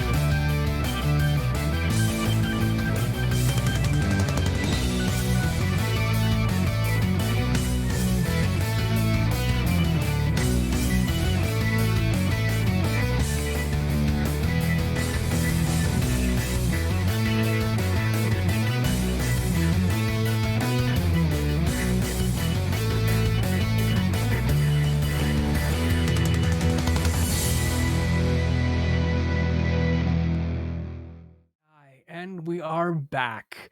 Once again, I'm Kyle, and here is my group of players. We are on the road from Baldur's Gate to El Terrell for an important meeting that older Ravengard himself has been summoned to by none other than Tavius Krieg, the leader of El Terrell, the person who was responsible for the companion son. So, here we are, friends. We are on the road, and as we're walking along, it's been a while and you've been traveling for most of the day. And in order to catch up and whatnot and reminisce, the four of you have told stories and tales to each other. So while I get things prepared for the combat that is to come, why don't the four of you share a tale of your adventures with each other that you would normally share? Wow, that got loud suddenly. As disco, and you can tell me all of your disco inferno bits as we have been cheered and bitted up with 200 bits. So I will ask Silenoff to set the scene for our first player's story. Who's going to tell, or sorry, the fourth player's story, so that you have time to type that up. Who will go first?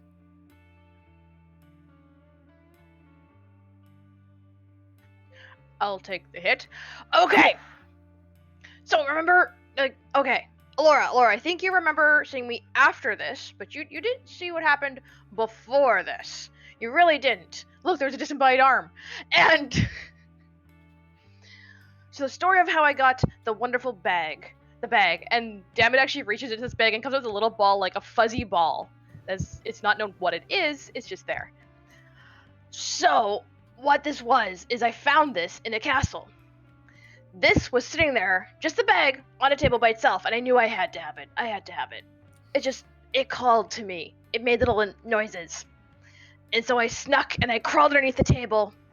Reality, it bumped the table wall. I crawled under the table, and I reached up, and I grabbed this bag down. And when I went to look into the bag to see what it was, a tiny, little weasel came out. And I love this little weasel. And so I knew I had to keep this bag, and each time I reach into it now, a tiny little thing comes out. Like, look at this one.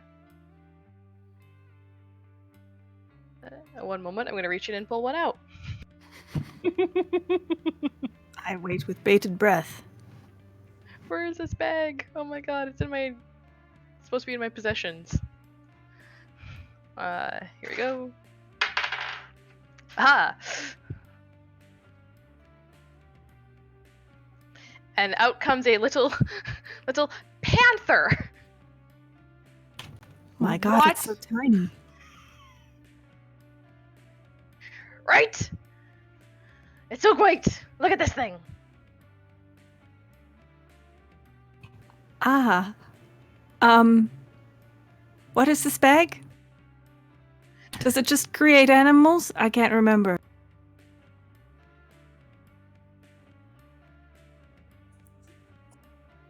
It is a wonderful bag, is it not? I get companions all the time. Tasty, delicious companions? Potentially tasty, delicious companions. I don't always use them for food, but sometimes it gets desperate out there. Cool, and I missed that. Where did you get this bag of essential companion tricks? It's just bag of tricks. Yeah. You can pull a fuzzy object from the bag and then throw it up to 20 feet. And where did Dammit get this this bag of tricks? Dammit had snuck in to a castle to kill somebody in that, such as was requested by Alder, and had spotted this bag on a table just sitting there, like in a large kind of open table, like a dining room kind of table that people weren't around. And so Dammit crawled underneath the table, reached up, grabbed this bag, and I was curious what was inside it, so reached in, grabbed out one of the things, and it's like, oh, these are little fuzzy beings. I love little fuzzy beings. I'm taking this bag now. And who was with you? Dammit was telling a story. Remember, Laura, where you saw me after this and I showed you these little creatures? Yes, of course. You spent many hours entertaining me with your bag of fuzzy creatures. Nice. A bag of friends, says Archduke Franzi. Great. Did you end up killing the person, Elora and Dammit? Yes! We put something in their beer. I was just there for moral support, really. Was it poison in their beer or like something that they choked on? something that they choked on. Because Damit's kind of popped out, put it in the beer, and went, shh. And the scare of seeing Damit killed them by choking on the item in the beer. Was it the widget from a Guinness can? I kind of always wondered, is that going to cause someone to choke and die someday? Yes, Okay. now it is. It shouldn't have, but Damit popped out. Went, shh, you don't see me. And then the shock of seeing Damit caused him to choke on the widget. Awesome. And who tells the next tale? Elora's going last.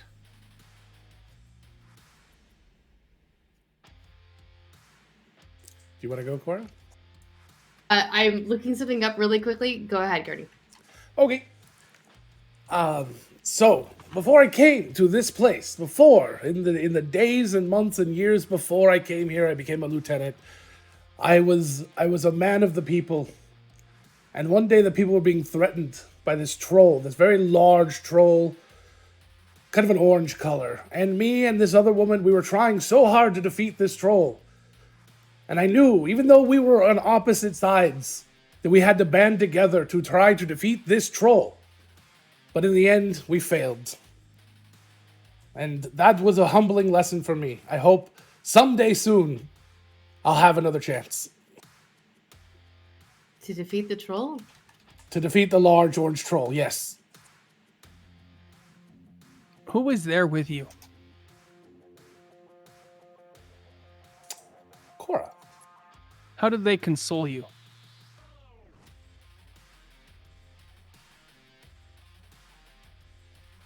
I don't know. I don't have an answer for that. Cora, do you have an answer to how you consoled poor Gurney that day? Yes. It was before Cora's time with her pact blade, and so she just turned to Gurney and opened up her beautiful snow white wings that were completely angelic, and just wrapped him in a big bear hug, and just kind of patted him with her wing, going, there, you'll have another chance. You really were the popular opinion, I think, more so than these other folks. They'll. I love it. Okay, perfect. Yep. With a bagel. That would have been much better, Matthew. With a bagel would have been much better. A bagel of tricks. Yes. All right. Cora, tell us your tale. A lock-sticking bagel. Oh my god. Sorry. I didn't mean to interrupt. Sorry. It's okay. So Cora turns to Gurney and goes, oh, I forgot. I got you something, by the way, that might help with that that whole defeating the troll thing. I know that you've been serving for a long time here, and she hands him a small potion. I've heard this can rejuvenate you and maybe take back some time off the clock. I got taken into this mummy's tomb, and I found it here, and Laura, Dammit was there. I mean, Dammit and we took care of the mummy inside, but I thought that this particular bauble might be better for you. You say I've I heard been it doing makes this you younger. I say I've been doing this a long time, but I have many more years left. Many, many more. Right. Using this will give you even more. Yes, good gift. So what is it? I can't remember the name of the potion, but it's the one that basically de-ages you. It gives you... Jesus. It's a restorative. Yes, restorative. I was like trying to think of... I was like, I don't remember the name of it off the top of my head, so I went hunting, but I couldn't find it. But yeah. So her story is how she brought you back a restorative potion to give you 4 years to serve the people. 4 more years. 4 more.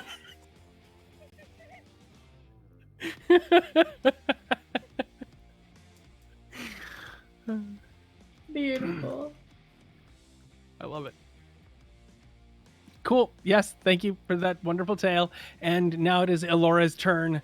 I have not seen anything from Sylvanov yet, so if you would like to take over, Katie, and tell us a tale of your own devising as your characters have proceeded throughout the afternoon and whatnot to share in each other's remembrances, what would you tell us? Oh, you posted it. What does that mean?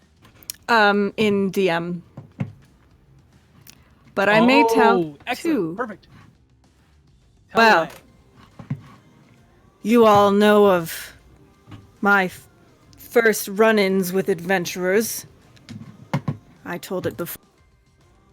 There's a reason they all died, and it wasn't just because of the dragon.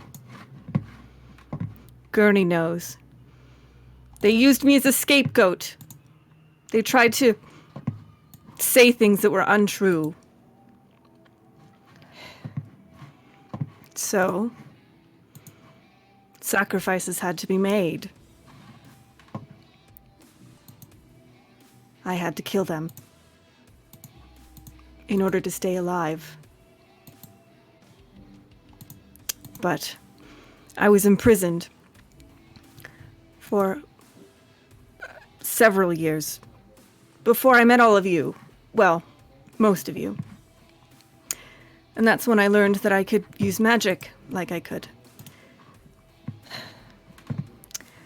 I escaped, thankfully, after many, many years of solitude and anger. And unfortunately, I made a couple enemies on the way. I just hope that you all don't judge me for the choices that I had to make. But I won't betray you. Especially not the ones that I trust now with my life. Gurney, who saved me. And Dammit, and Cora. I'm grateful to all of you now. I just hope that my past doesn't catch up with me. So did you eat them after you killed them, or did you just kill them? Just like casually eats them. I mean, you're a giant. It's fine. It's understandable. Giants do what giants do. I will neither confirm nor deny whether or not. And did you go to giant jail or like human jail? Did I go to regular people jail or giant jail? I went to giant jail. Okay, good. Because if With you the go big to chains. regular people jail, I think they call it juvenile detention. Yeah. They chained me to a rock by the ocean for a while. It sucked. It was cruel and unusual. Cool. And it was probably a privatized rock and not funded by the people. Yeah. It was really bad. All right. Thank you for your... That is such a sad story comparative to everyone else's kind of... But anyway, wow. Thank you for that, Elora. That was... And also Sylvanov, thank you for that as well. I don't know how much That you was added to dark. that, but that was really dark. And You're all welcome, everyone. shocked at this point as you're in the forest. Night is beginning to settle. It is dusk out. You can picture the road is meandering back and forth through the trees, and your giant, I'll get this right, dragon turtle, bit of bag of bong, is moving along with Babs in the lead. Big bada Billy Goat Scruff, and that break really knocked me out for being able to remember this name, and I'm going to enjoy not getting it right for the rest of the session. Nonetheless, a flurry of crows and ravens and blue jays and other birds suddenly startle from the forest and trees on either side of you, streaking towards you and away from you as they come out from the trees. Something within the trees itself and something out there has startled them. You can see dimly in the distance the shining glow of the companion sun that is starting to take over the light as the natural daylight itself descends and the moons are slowly starting to rise.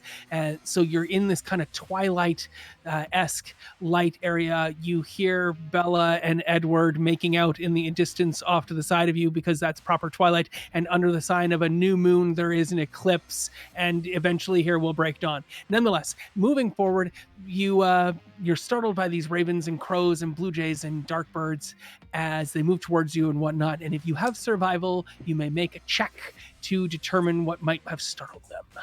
As all the birds start to fly towards Gurney. Believe it or not, this happens to me all the time. Really?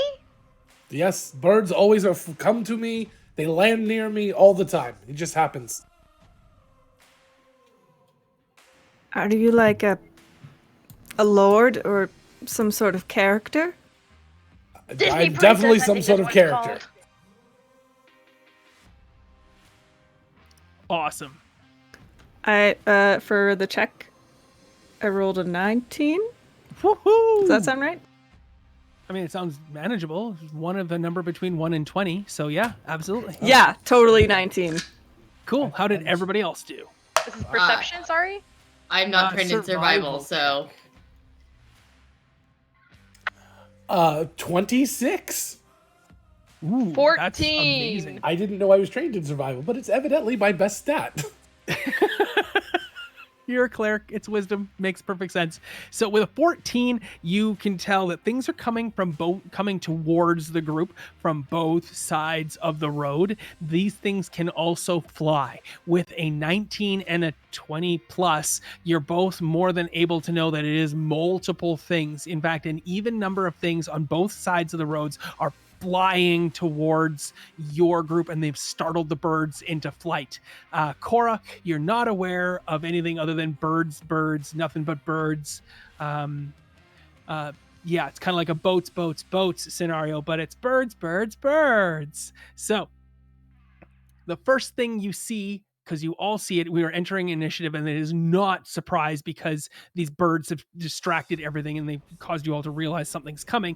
That you see large wings with black feathers that glow orange at the tips like the dying embers of a campfire as one of these shadow demons breaks free from the canopy of the forest and onto the road itself. There are, in fact, and thank you for that, Logan, the initiative order is set, so it will go Dammit, then Cora, then Gurney, then the bad guys themselves, and then Alora, and we'll return again to the top of the round. Now, in this instance here, Dammit, you can see this first shadow demon, a medium fiend, come out of the dying light of the forest here, and you can see the tips of their feathers. What would you like to do? Great. Going to attempt to remember all the orders for a rogue. Going to attempt to start off with a hide to move around, and then strike hopefully with a sneak attack. Sure. So, yeah, I mean, you're next to a let me hide companion, first. and the creature could be right up next to you. You can easily attack with a sneak attack. You can use your bonus action to hide, so make that check to see if you get to roll with advantage. Or what type of rogue are you? Assassin. That's why you're looking for advantage on the check. Perfect. Go for it. Well, that was a nat 20 to hide. Wow. Actually, I think also because you go first in the round, you already get advantage on the strike anyway. So we will good. keep that nat 20 for your roll of striking. So you can't do any better than that. Now you're going to Really do can't. ridiculous critical damage to this shadow demon in front of you. And I mean roll 2d. ridiculous. Do you do a double roll for dice, or do you double damage? Whatever works easiest for you while you're rolling damage, which will possibly kill this shadow demon that is in front of you, and you'll get to describe that in a moment. Cora, what are you looking to do as another demon, this time of rock, a large demon breaks a tree in half as it flies through, just shoulders this sort of birch type tree, snapping it, and you can see that it has mouths where the eyes should be and an eye where its mouth should be, they're glowing, and there's kind of a fiery smoke, a sulfurous smoke coming out from these two mouth holes where its eyes would be. It's coming towards you. She is going to point her weapon at it and utter, "You have been marked," and hex using the curse ability of her Hexblade Warlock. Cool. Curse So, it with what hex. is the verbal component of hex? After you say you will Is- be marked. That is the verbal component. Is the "you will be marked." That is how she Okay, curses her. this is people. all. That's also something you could just accidentally say at random. So Well, that's why what you is have to the- point the weapon and with the somatic Okay. components as well. Okay. I'm hoping for something more colorful and evocative next time, but Next I time accept it that will for be. hex, since it's just a Next time it bonus will action be. anyway, right? Yeah, So correct. how did we do for damage? Damn it! Dammit got 29 damage with their rapier. Oh, that's all. Huh. Oh, that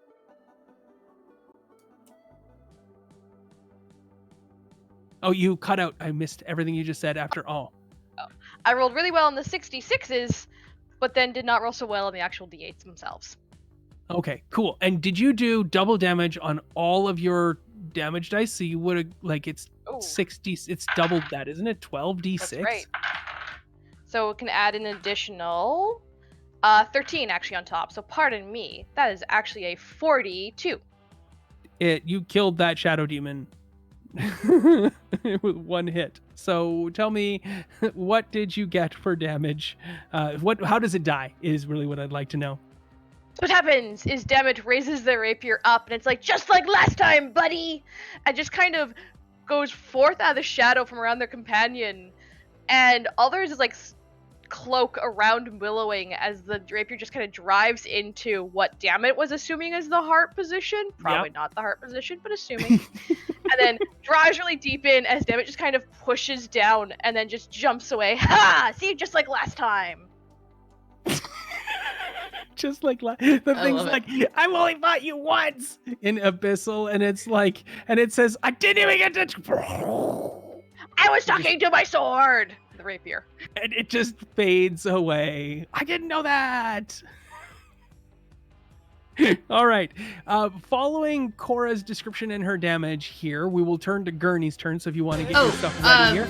Cora, what did you do with the rest of your turn after you hexed this creature? After she hexed it, she launched herself off the back of Brindle Baba Dennis and towards it with her sword drawn to swing twice at I love it. You may have creature. inspiration for expending it any time you would like. And how did you do on your strikes? I'm rolling it right now.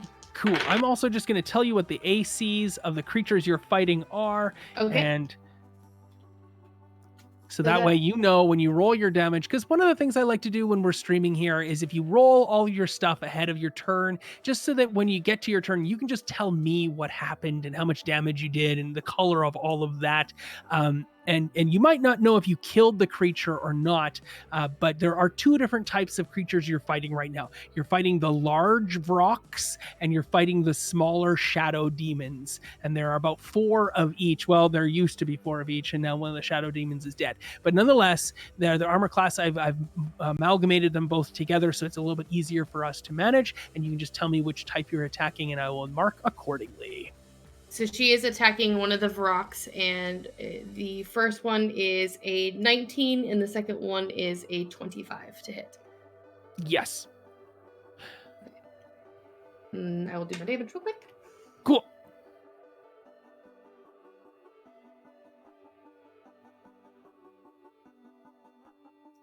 That is a 23 total damage. For both strikes? For both strikes combined, yes. Wow. Okay, cool. I'll make a note. What does this attack look like then?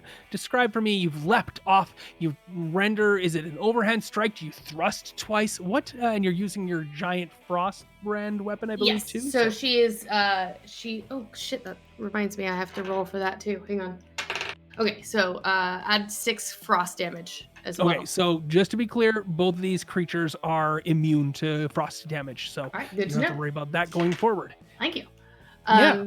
So she leaps off, and there's just like kind of this little hint of spectral wings behind her as she leaps off that are all kind of skeletal, and she comes down on it two-handed, holding this great sword as she descends on it and slashes at it twice, almost more hacking than any sort of finesse to it, as the sword cuts into the creature. Cool. I love that it's not finesse strikes at all. It's just brutal attacking, strength related, smashing into it.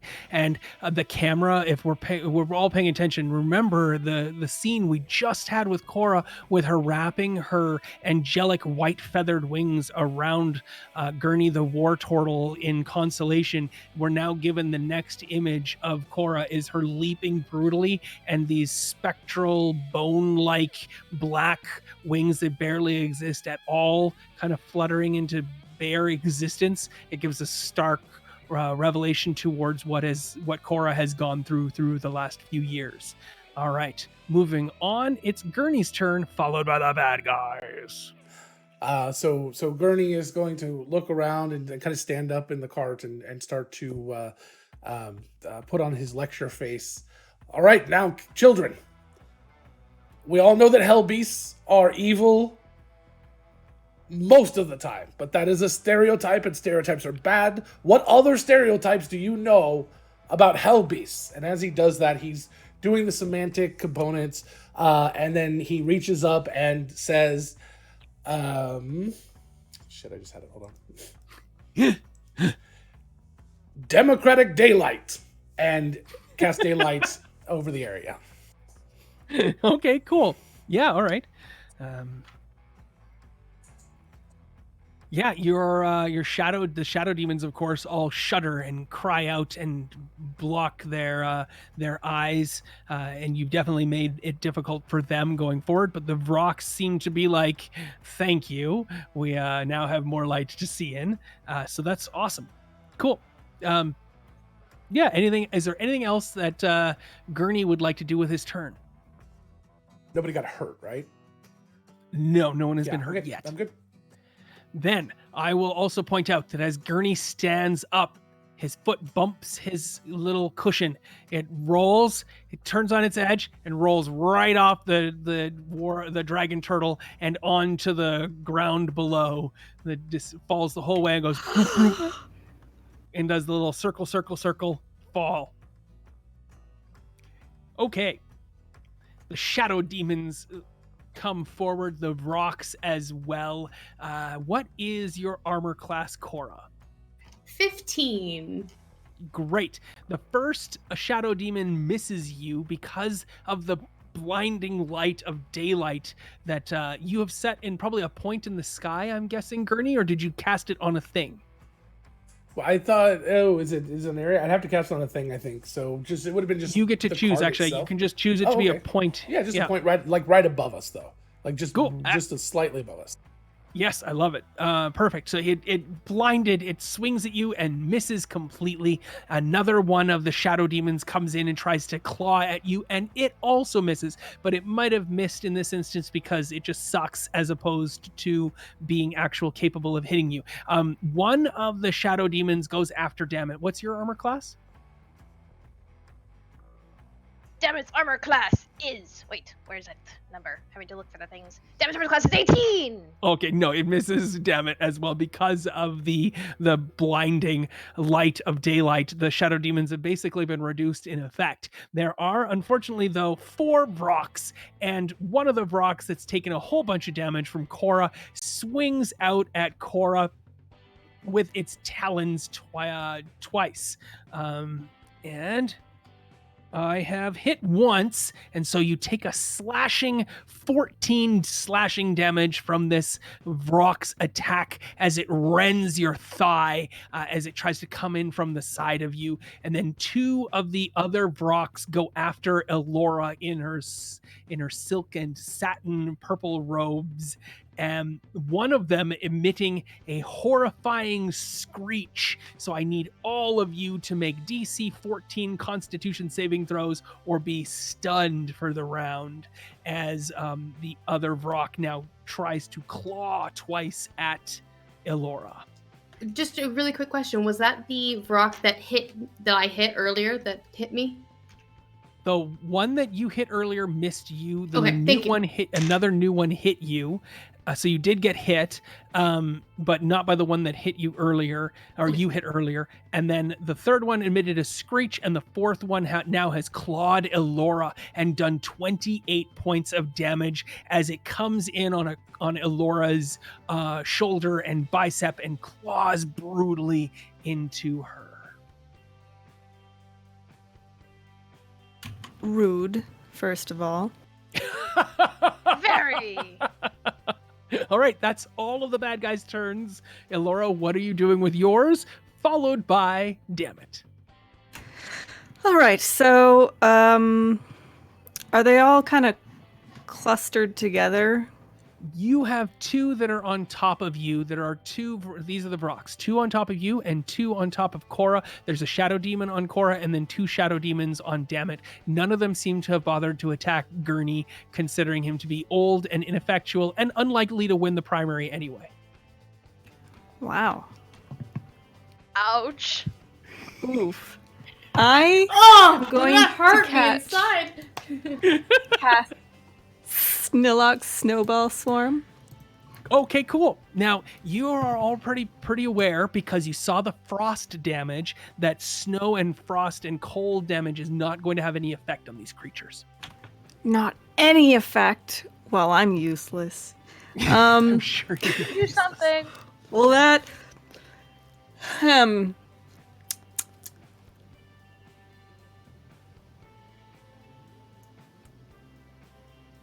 Wait a minute.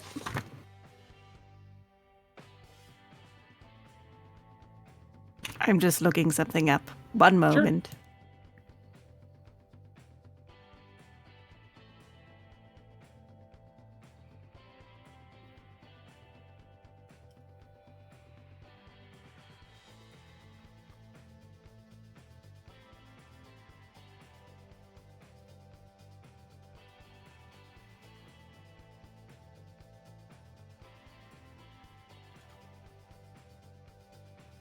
I mean, I guess I can try banishment then. Yes, banishment. That's great. Pick one of the Vrocs that hasn't been hurt at all and banish the crap out of them, because I believe that's a wisdom saving throw on their part. Is that correct?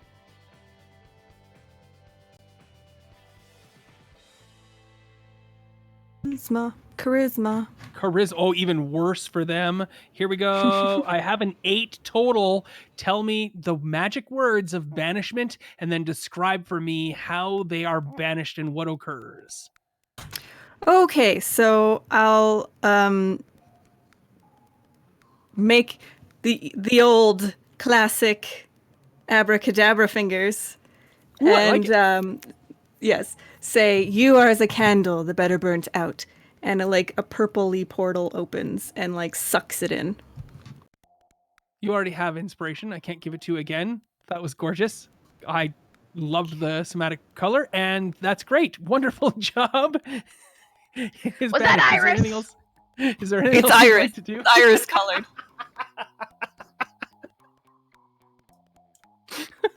Thanks. Okay, damn it. What do you want to do with your turn? Okay, so Dammit has actually a light melee weapon and a regular melee weapon, and apparently can do a 2-weapon fighting now. I forgot about that action in combat. So Dammit will turn to one of the demons that are attacking them, and strike with the rapier and throw the returning dagger at the other. Cool. And bonus action to hide first, though, to hopefully get a sneak attack. Of course, you will always. If I can. I mean, by that you mean advantage on the check as opposed to sneak attack, because you're right next to an opponent. One of your allies is right next to you in combat. You're fine, so you don't have to worry about having to worry about sneak attack. What you're trying to gain is advantage on the check, right? Okay, so cool. Yes. What did you roll on your hide? I'm going to inspiration my hide. Ooh, I rolled badly. That is now a 21. you hide. That's more than enough. Although you could have just not hidden and used your inspiration on the roll to have advantage on the check, which means you get to roll your sneak attack and have that accrue automatic double damage if you hit. So nonetheless, go for it. Assassins are way overpowered when it comes to having inspiration and advantage on checks. We're meant to be little blazes of damage. Thank you, Sylvanov, Although for that that probably donation. won't hit even with that. That is a... Oh, pardon me, it's a 14. That will not hit. Cool. So damn it, goes to attack and fails. And you miss with your 14. That's incredible that didn't occur. But this shadow demon was a bit weaker because you were attacking a shadow demon, right? One of the ones that were fighting you. Yes.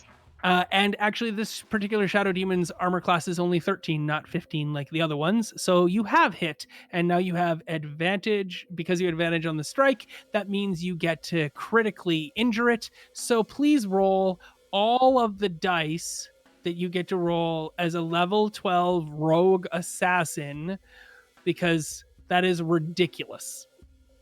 I don't even know how many dice you get as sneak attack at level 12. 6 dice. Is it only 6 at that point? I would thought it would be more. No, it's 66. Yeah. 6d6. So you're going to roll 12d6, and then are you attacking with your short sword? No, a rapier of +2, which has been in a position like this before. Wait, where'd this +2 rapier come from? Well, once I'm done rolling, I shall tell you, because it relates to Okay, that story cool. of how damn it said, just like we did last time. Yes, I want to know what that means.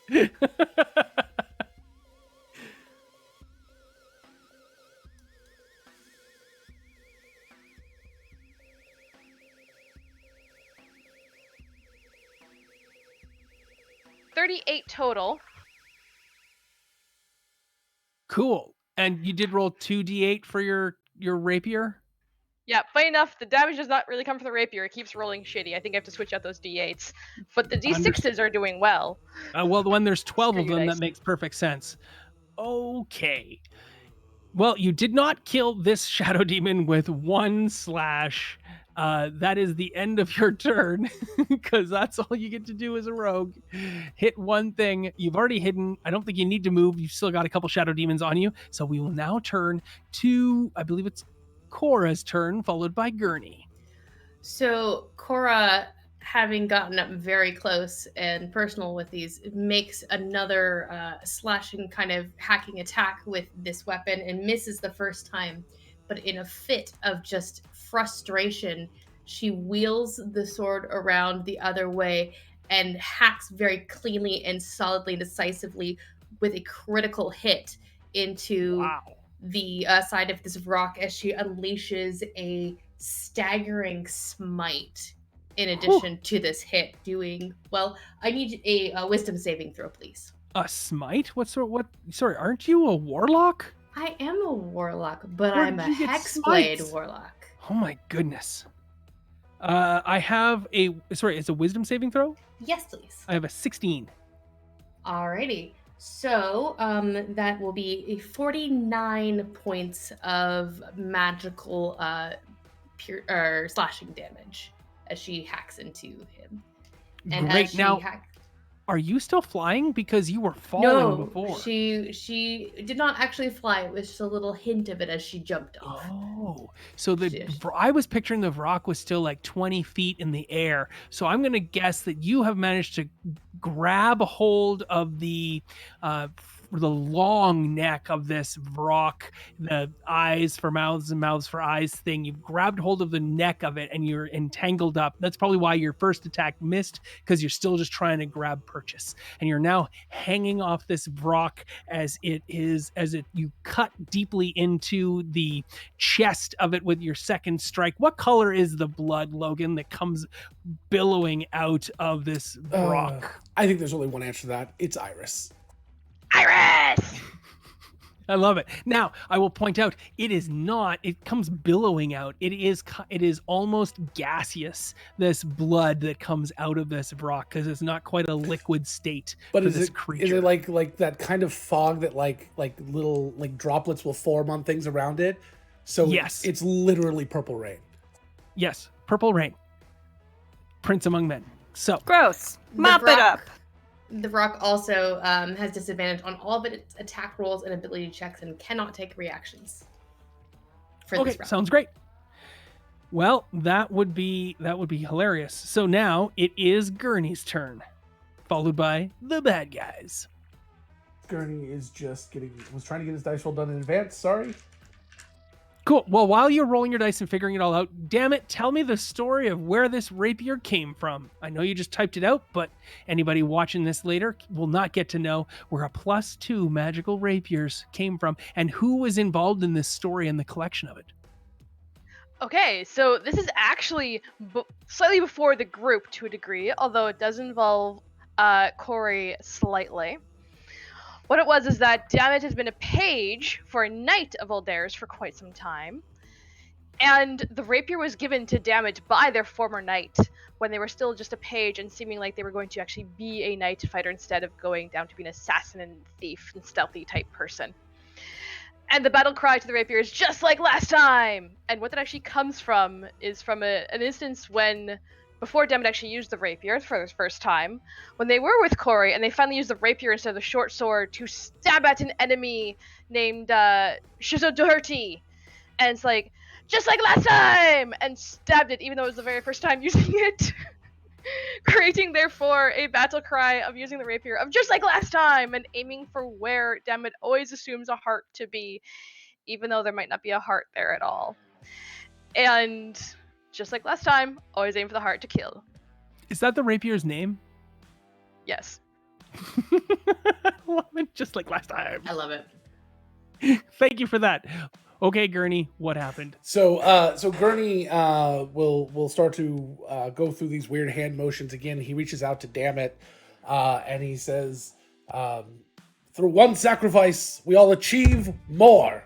And he touches Dammit and will use shit. Hold on, I forgot the name of the spell. It was just up. Life transference, taking 16 points of damage myself, but healing Dammit by 32. As Dammit's wounds kind of appear on underneath the tweed in his thing. The blood's never coming out of that. And they appear through the tweed. I love it. Yes, you kind of see him bleed through the tweed. Or it appears on the tweed. Like the tweed takes the damage too. I think is probably the better way to go. And then he's going to say, and the people will protect my little cinnamon roll. And I bonus action cast Sanctuary on Dammit. Oh, so anybody attacking Dammit will have to make a wisdom check until Dammit attacks. Until Dammit attacks. And it is, of course, the bad guy's turn. But now, when you cast a Sanctuary, what do you say for the verbal component of Sanctuary? I said, the people will protect my little cinnamon roll. Okay, cool. I love it. The people will protect my little cinnamon bun? Cinnamon roll. Oh, okay. Cinnamon roll. Cool. We call them cinnamon buns in Canada. Or at least cinnamon bun would be a little more intimate than he's looking for. Maybe after he takes that potion of longevity, he'll be more interested. There you go. Cool. Okay, so it is the bad guy's turn.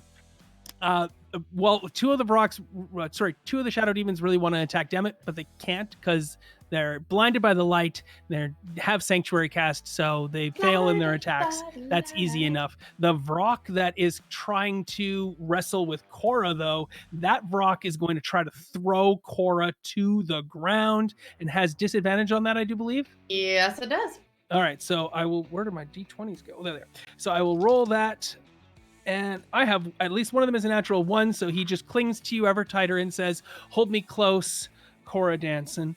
And then the two Vrocks fighting Elora are going to attack each time twice. Ooh, those both miss with his strikes. And then the other one is going to billow out a 15-foot radius cloud of toxic spores from the Vrock.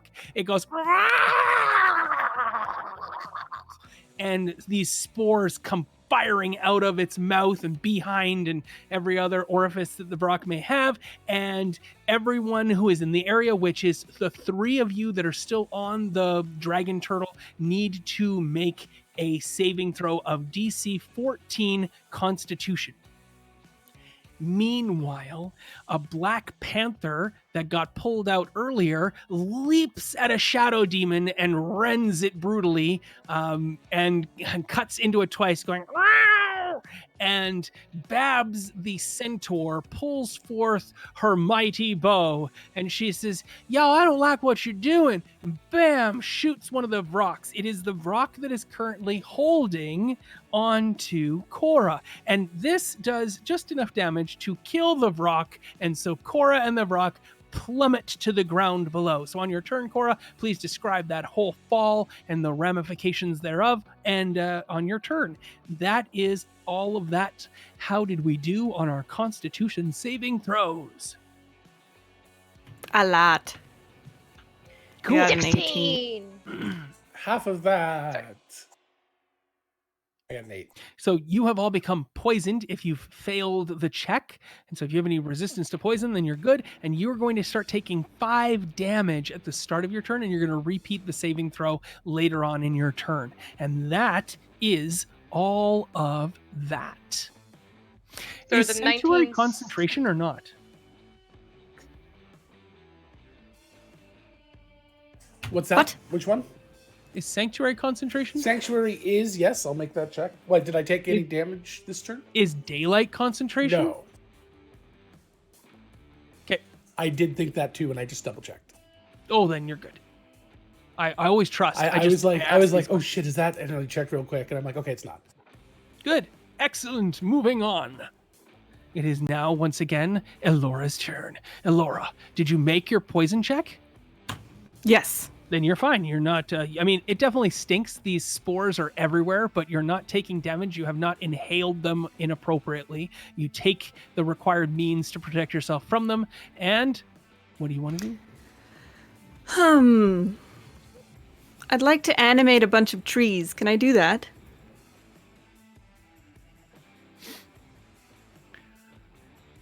You tell me.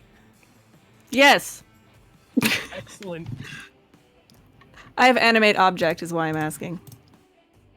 Sure. I mean, you're a level 12 sorceress. If you want to animate a tree and make it do stuff, by all means, command the tree to act. I will. All right. Let me make sure.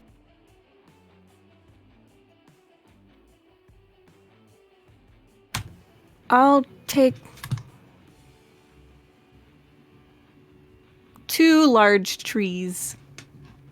Okay, you take 2 I'll large animate trees them. and you want to have them attack the rocks Yes. that are on top of you? Sure. Or are they going to work Yes. together to attack a single rock? Or are they each attacking their own rocks? I can only issue the same command to each one, so they would both attack the same target, I think. Oh, okay. Or attack the rocks. All right, roll an attack roll with advantage, and you get to add your spell attack modifier to this attack roll for the trees to listen to your command to try to grapple this rock.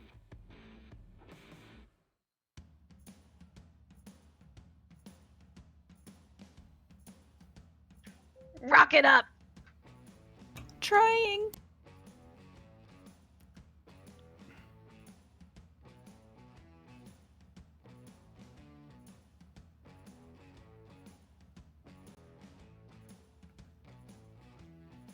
Are Yikes. That was really bad. okay. Did you beat a 15? Nope. All right, the trees miss. We move again to the top of the round, where it is now CJ's Dammit's turn. Okay, so with Con, I got a 16, by the way, so did that Cool. beat? Okay.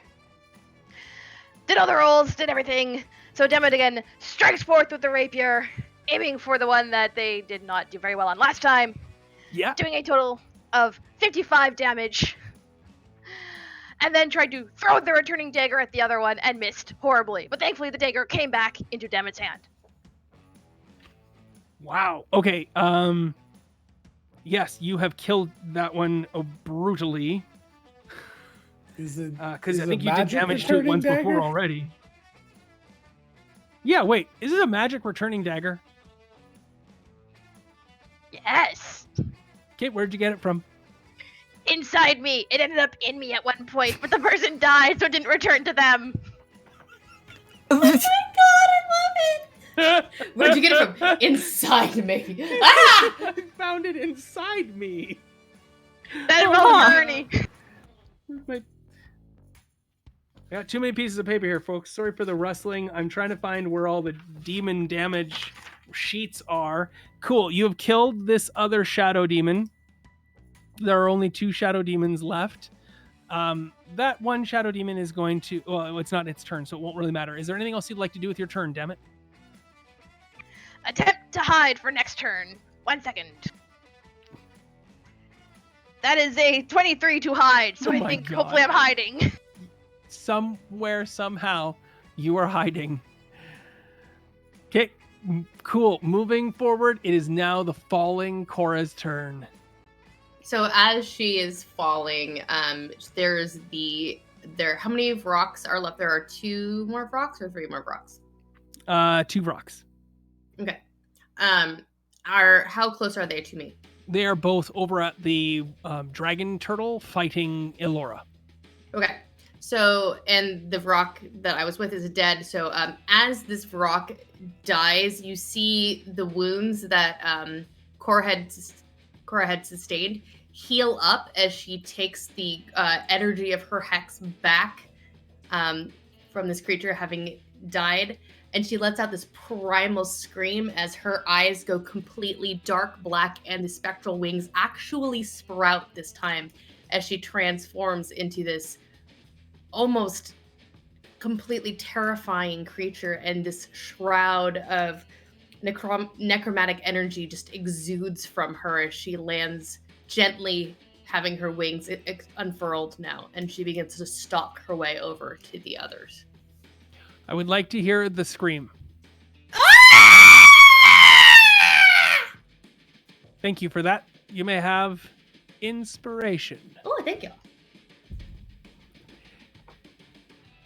Oh, and you may have inspiration back, CJ, for the dagger you found inside of yourself. I didn't even know it got there. Already found it.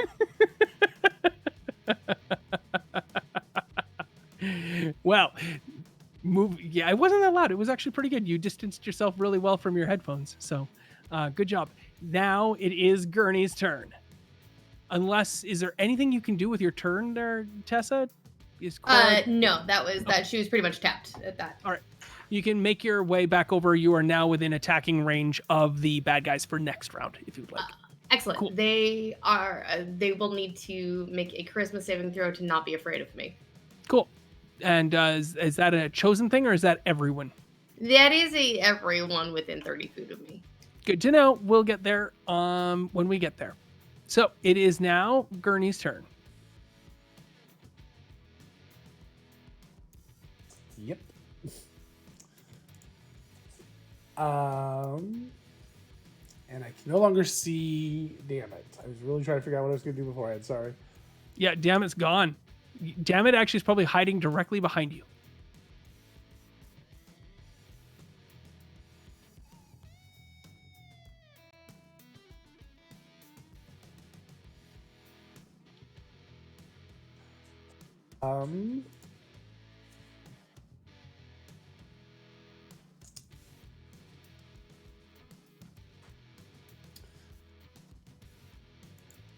So Gurney is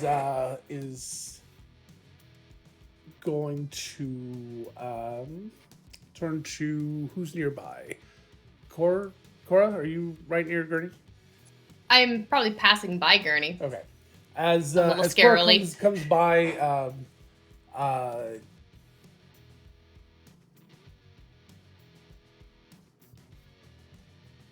Cool. As she starts to come by, make a charisma saving throw. Okay.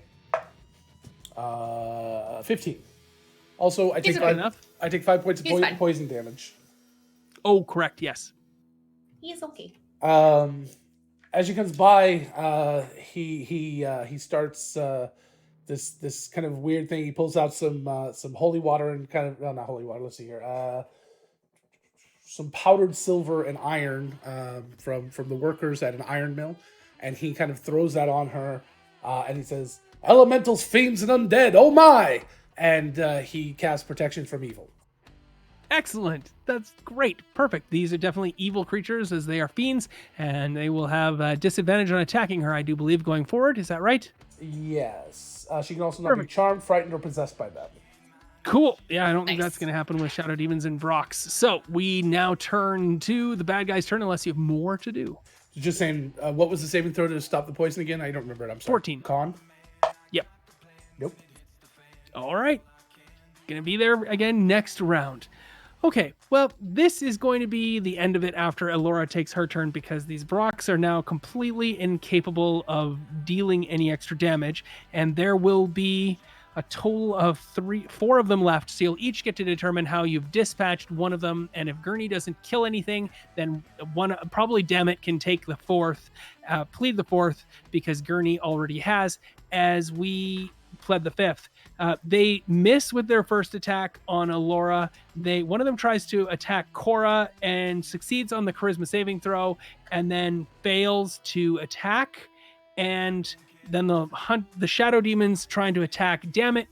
The one remaining Shadow Demon loses and dies to that as well. So there are 4, not dies, but loses that as well. There are 4 creatures left. They do not seem to be able to do any harm to you, given the nature of the disadvantage that they are facing in attacking Cora and Dammit.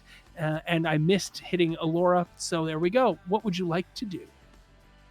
How does Elora kill one of these rocks? Just describe that for me, because we only have about 21 minutes left, and I'd really like to get towards the end of this adventure.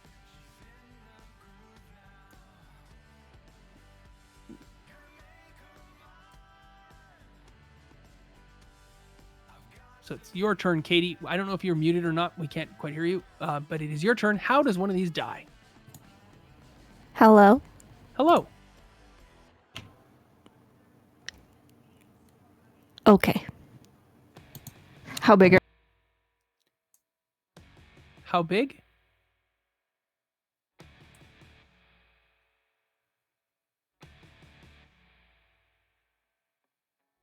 Try again, Katie. Can't hear anything you're saying. Maybe do Control R on your Discord. That might help. It'll reset your Discord for a second. You'll disappear, but then you'll come right back.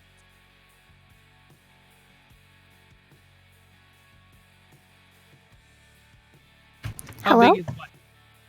How big are the rocks? Oh, they're a medium to large sized creature. Okay.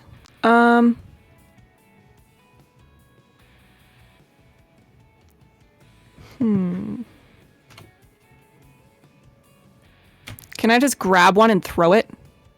Yes, if that's what you want to do, you can easily just grab one, throw it, and you smash it into the trees that are animated and next to you by assisting that, and they just pummel it to death. It is gone and done, if that's what you would like to do. Yes, absolutely. I'm tired. Perfect. I totally get it. We've been going for quite some time. It's a rather intense process. So we moved into the top of the round where, damn it, how do you kill either a rock or a shadow demon facing you? Dammit will jump out of the shadows, cloak billowing, and just again, with the rapier, stab, just like last time, through the shadow demon, and just, drop down. It's like, leave my friends alone! Cool, and you get to kill 2 of them because Gurney's not going to attack anything because he doesn't believe in that sort of stuff. So kill 2 and describe them for me if you want. And Dammit will kill the second one with returning dagger. By then, after being on the other shadow demon, kind of prop up, look over, and just throw the dagger. And it's like, may it not end up inside you forever. I want it back. And just throw the dagger at the head. Nice. And it goes in through the forehead. Yeah, okay, cool. The shadow demon eviscerates and returns back to the hells from which it came, and the dagger hovers there for a moment, thinking about whether or not it wants to join it in hell, and then it comes right back to your hand as we move now to Cora's turn. So Cora is stalking forward, her eyes still like black, soulless depths as she's stalking forward, and she throws out her hand and reaches out towards one of the rocks, and using an Eldritch Blast, not only knocks it back a little bit, but pulls it towards her with the same thing as she grabs it around the throat and casts 2 more Eldritch Blasts through it Cool. to end it. Yes. So, Ulder comes back from the forest with the head of some sort of massive Balruga or something, some sort of monkey-like demon devil type creature. And he says, "You haven't even moved?" "I went off, I fought that thing all alone, no one joined me?" What you go fight? It was a giant red and orange demon towering above the tree. You didn't see it. No, we were similarly engaged. He looks down at the head that he's dragged along with him, and and of course it vanishes in smoke as the heart beats for the last time, and the body that was probably a few yards back vanishes as well. And he's like, "Okay, well, I feel like I brought you here for some reason, so let's get to El Terrell." Right? Right. Right. Why do you look all beat up? Again, similarly engaged. Huh. I didn't even see anything. You saw the crows and the ravens and the birds fly from the trees. Didn't you see the giant monkey demon off to the...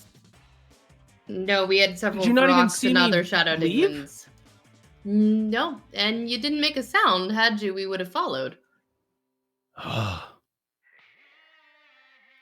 Well, he sighs heavily, climbs back up onto the dragon turtle. Babs says, "Giddy up and go." Yep. We Yeah, don't do what we do for glory. We do it because it's right.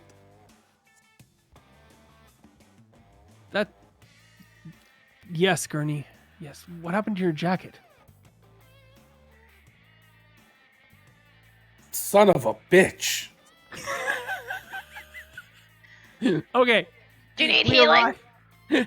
We arrive at El Terrell. He tries to heal his tweed.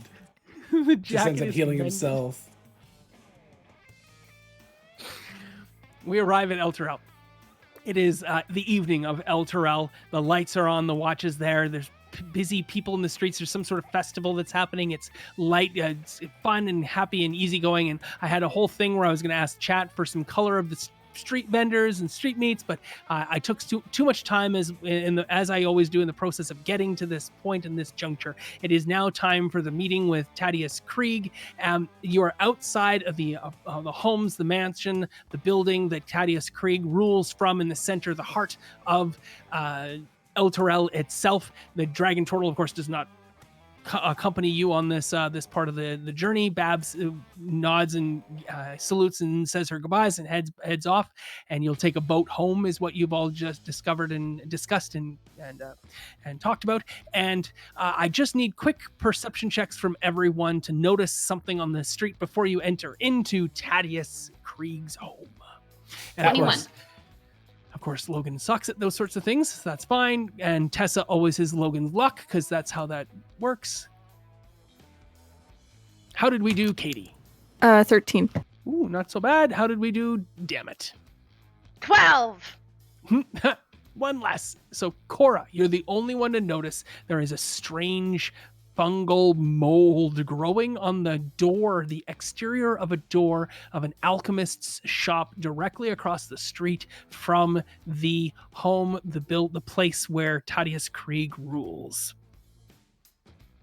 She's gonna kind of break with the group real quick and go scrape some into a vial for further study.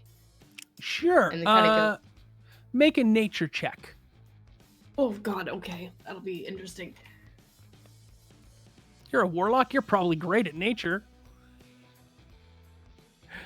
Well, 4 minus 1 is 3. Excellent. Yes, you scrape some of it into a little vial, and yes, we will deal with that in the epilogue. You enter the domicile, the home, the apartments of Thaddeus Krieg. It is ostentatious. There is wealth and expense beyond measure in this home, and Thaddeus Krieg's butler is there. Logan, describe the butler for me. He is a gnome, and he is very fit very well. He's actually extremely thick, very buff, wearing a tuxedo that is just like one size too small for him, and his hair is a glitter kind of reddish brown.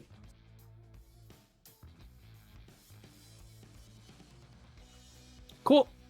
He, the butler escorts you, gets you all your favorite drinks, and he says, wait here into a meeting room antechamber for Thaddeus Krieg, who arrives. He has this mop top brown hair and these big, thick glasses, and he is a big, portly man wearing rich brocades and beautiful fabrics with there's one little touch of something, and it is an iris-colored bow tie around his throat. And he says, I'm so glad you have made it. The pleasure is ours. Oh, Nice to meet you. I don't know these little figures amongst us. Introduce me to your companions. My name is Alora. Nice to meet you.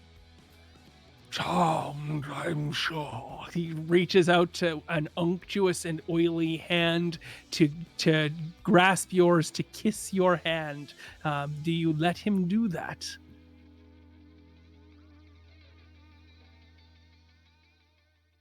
I let him, but there's also like this, I stiffen and like a huge shiver just runs up my spine while he does it. It feels like he's sucking a knuckle.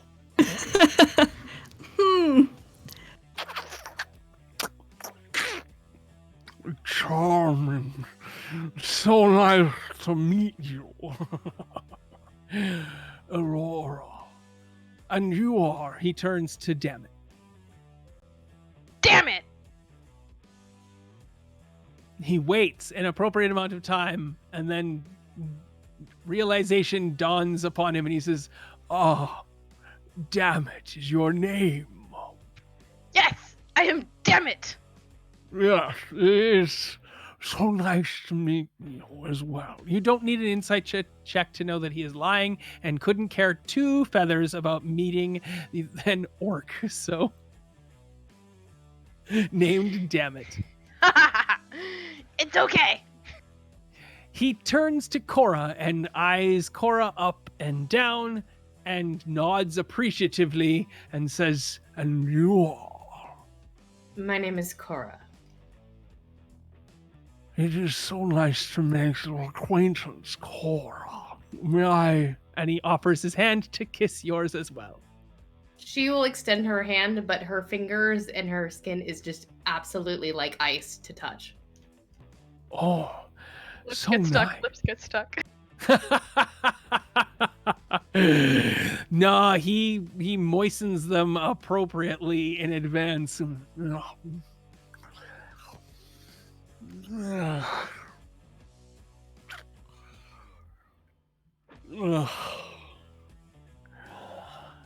Ulder says, "Let's get on with it." And he says, "Yes, there's a problem, a companion, worry, and issues.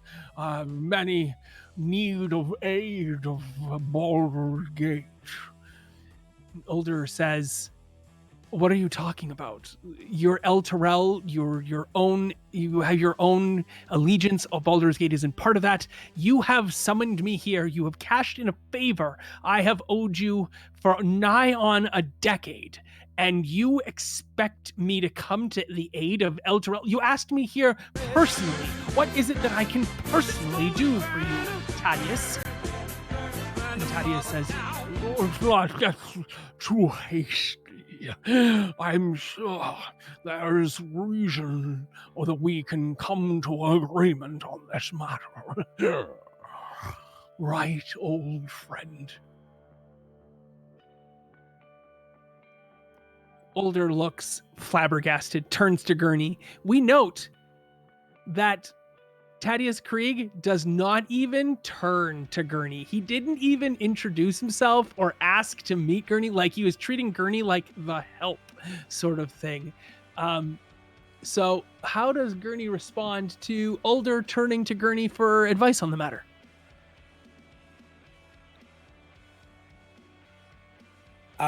He waits, since this is a formal meeting and it's a formal situation. He's going to wait for a direct question. Since he was like so Bernie adamant Sanders in a about proper debate. so adamant about being saluted earlier and stuff. So we're being formal. We're being formal. To be fair, Older wasn't trying to stand on ceremony know. before with you, but everybody else was already saluting, so he wanted to make sure that everyone was in agreement. Older just looks at Gurney for a very long time, and then he turns back to Thaddeus Krieg and says, "Out with the Krieg. I want to know what's going on and why you have me here." And Thaddeus Krieg says, "Let me get some documents, and I will show you everything. I will make it all clear." And CJ, he turns to the butler and says the butler's name. What's the butler's name? One moment here. The butler's name is Oder Herdigo. Oder Herdigo. Boda Herdigo. Boda Herdigo. Oh, fine. You were expecting a Henry, weren't you? I was not hoping for something that was also reminding me of Bandercat's Nucci, Dennis, so... Yeah, well, you were disgusting, so guess what? You get a bad name.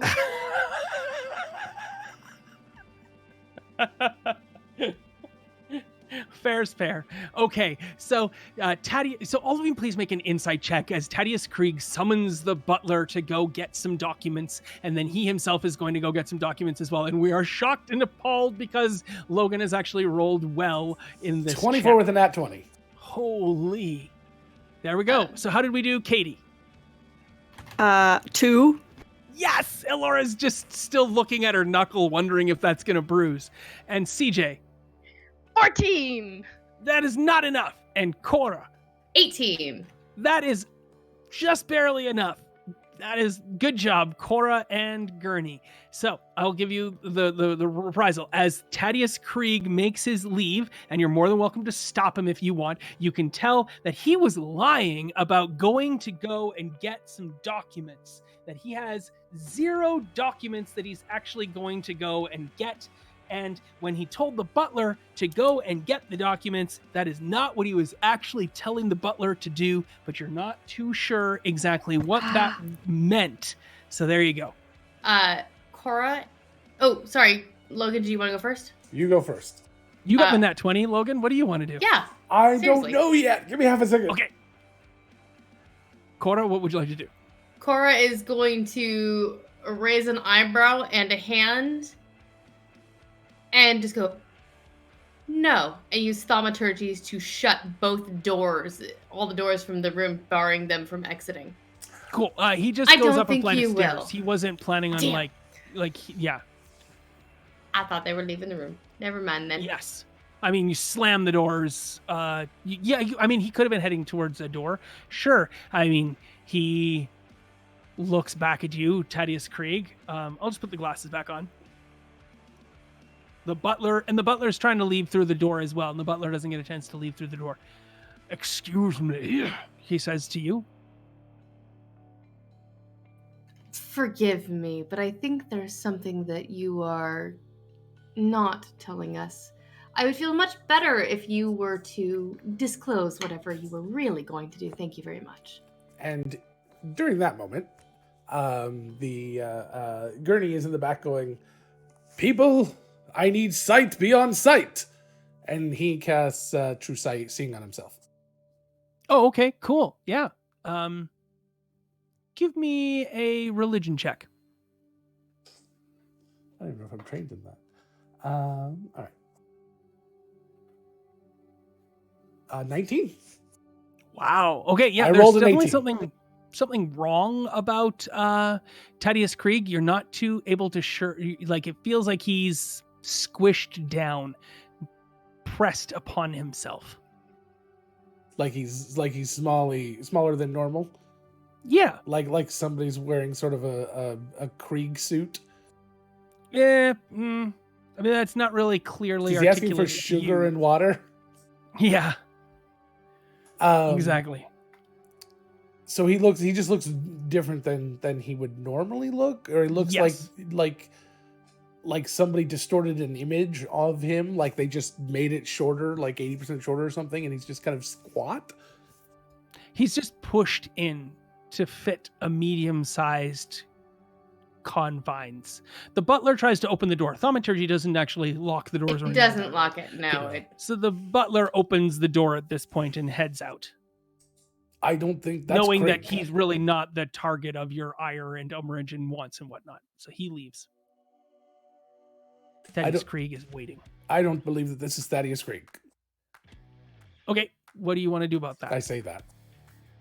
What I'm talking about, I am, of course, Thaddeus Krieg. So tell us something Thaddeus Krieg. that only Thaddeus Krieg would know. So last time I saw Older, he was with his wife, and I eyed her up and down most appreciatively, and Older has not since forgotten that. And Older says, "That's true."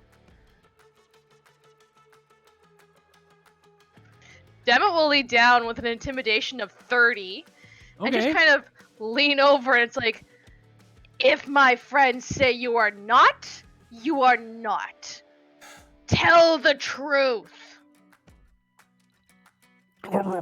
I'm leaving. I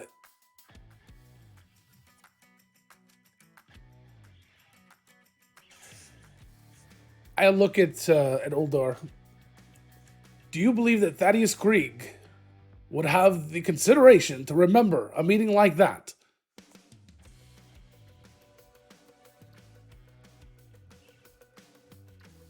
He looks at Older. He looks back at you. It was very apparent.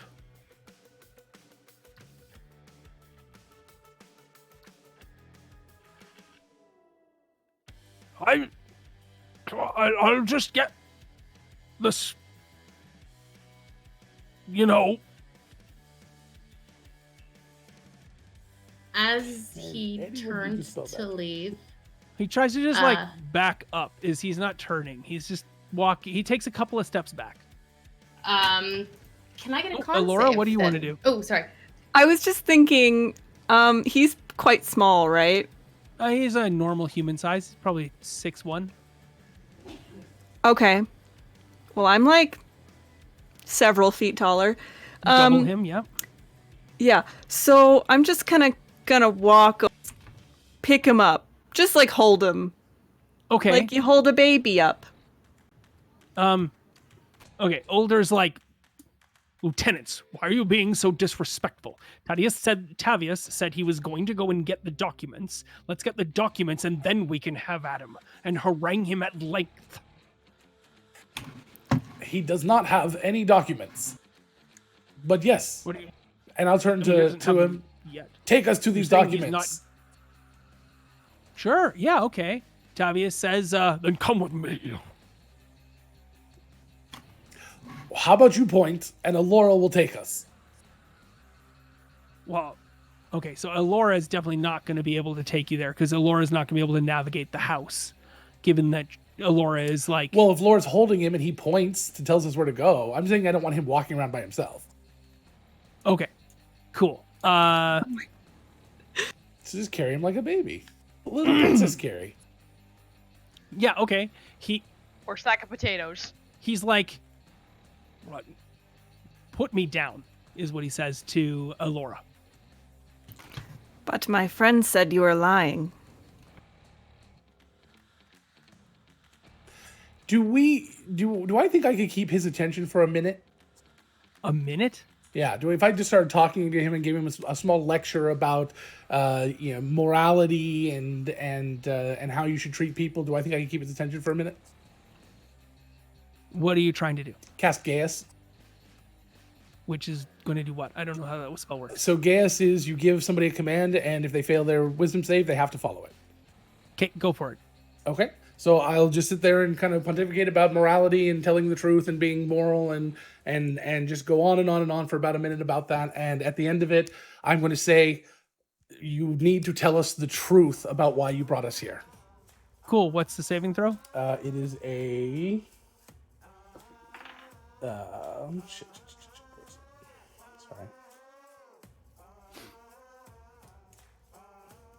What spell is it? I thought it was 6. And furthermore, is Elora still holding him aloft? Wisdom save 16. Yes. Cool. Then Elora, what is your character's strength? 12. Okay, so you're not really strong enough to just hold him willy-nilly, especially when he's pushing against you and trying to get down. And he's being polite about it, but he does not weigh a small amount. He's probably like a 300-pound man. Could I make a charisma check to try to keep his attention with my oration skill? Just to kind of distract him for a minute while he's already got him for the whole minute. Right. The question is that she's literally holding him aloft with normal average strength, trying to hold a 300-pound person. So I was just trying to say, like, okay, you're gonna have to set him down, and you can keep a hand on him or whatnot, but just because you're huge doesn't necessarily mean you're strong. So, okay, moving forward. You do not know if you are successful or not in casting Gaius upon him. He is very clearly aware of what you're doing to him, and he says, "That is enough, cleric. I will go get the documents. We will discuss the details of why I've summoned Ulder here." So, anytime he acts in a way that is against, if it did work, anytime he acts in a manner that is directly counter to my instructions, he takes 5d10 psychic damage. Yes.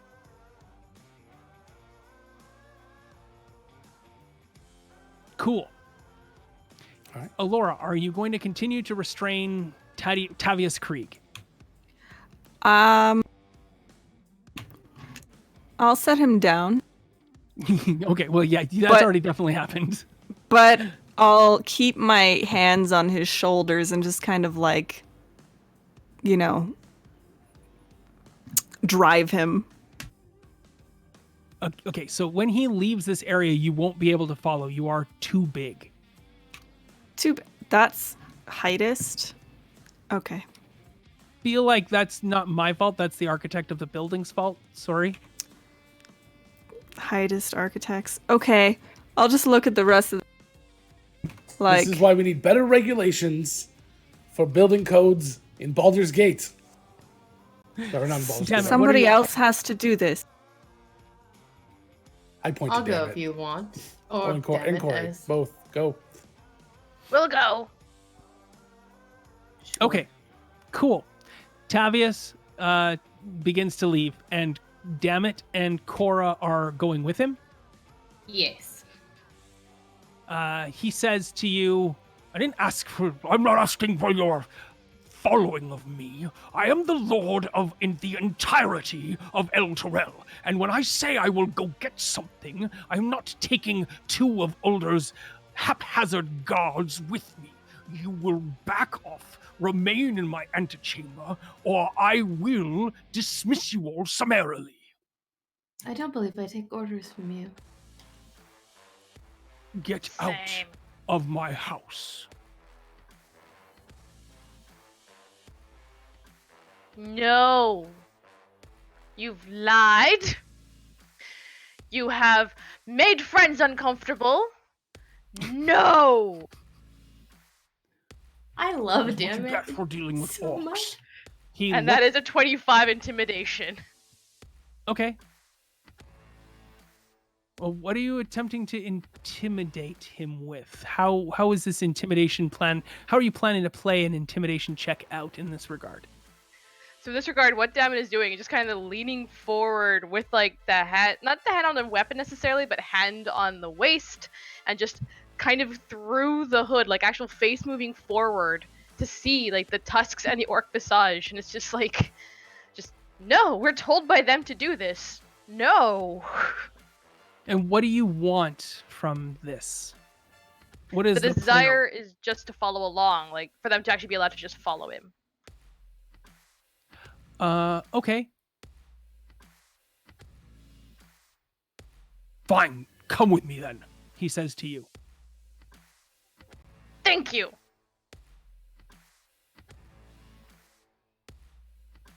And damn it, we'll follow. Okay. Cora nods and follows.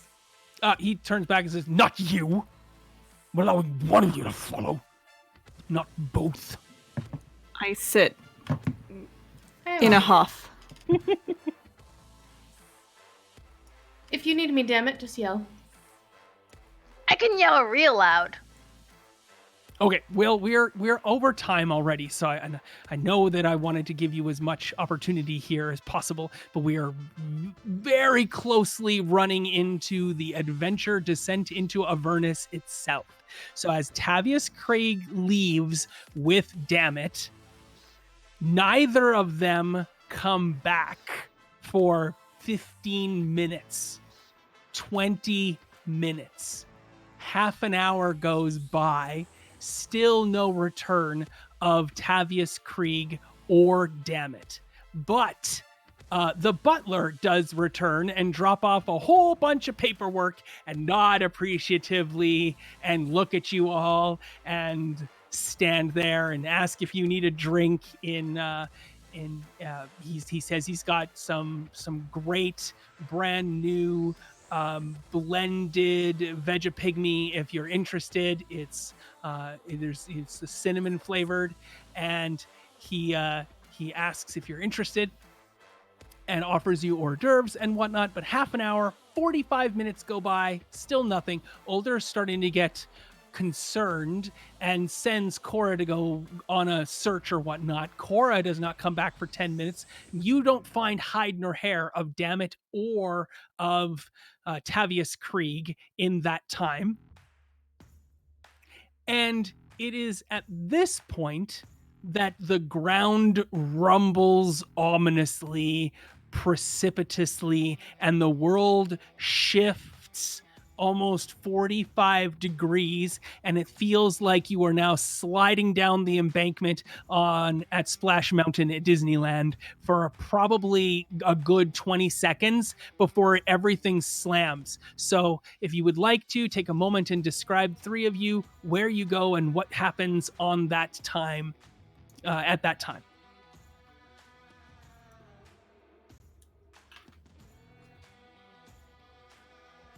Go for it, Katie. What? Go for it, me. Okay.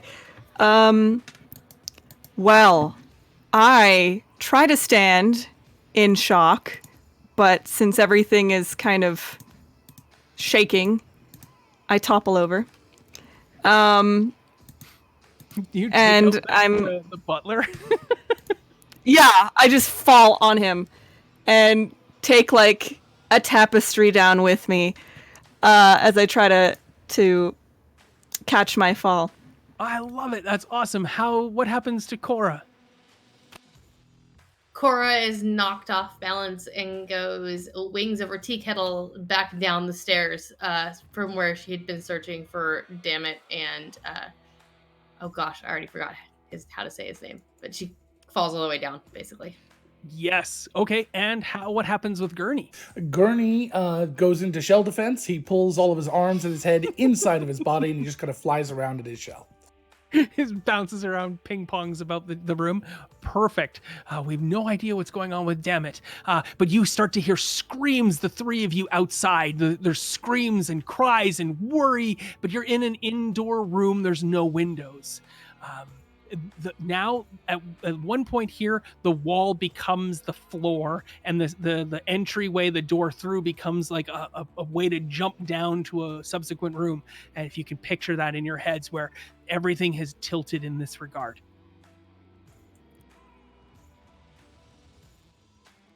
What would you like to do, Cora?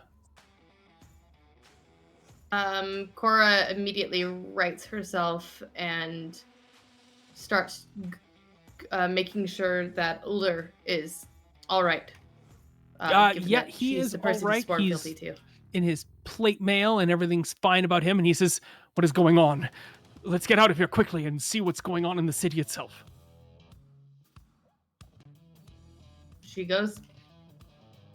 So you leave you try to get out of the building, you make your checks, you all eventually succeed one way or the other. Alora's giant size actually helps in this instance getting through the topsy-turvydom of the place. The ground eventually settles appropriately, and as you step outside, there is nothing but like this weird black light darkness as the sentinel, the companion sun in the sky, has gone dark, and it is completely black. And when you look up and to see it, it is shedding black light out, and there is lightning crackling across the surface of this. And when you're looking around, the night sky is completely different, and a bunch of the buildings have collapsed and broken. People are screaming and rushing out. You hear the sound of an explosion distance off in the far reaches as you look about, and everything, the night sky has changed considerably.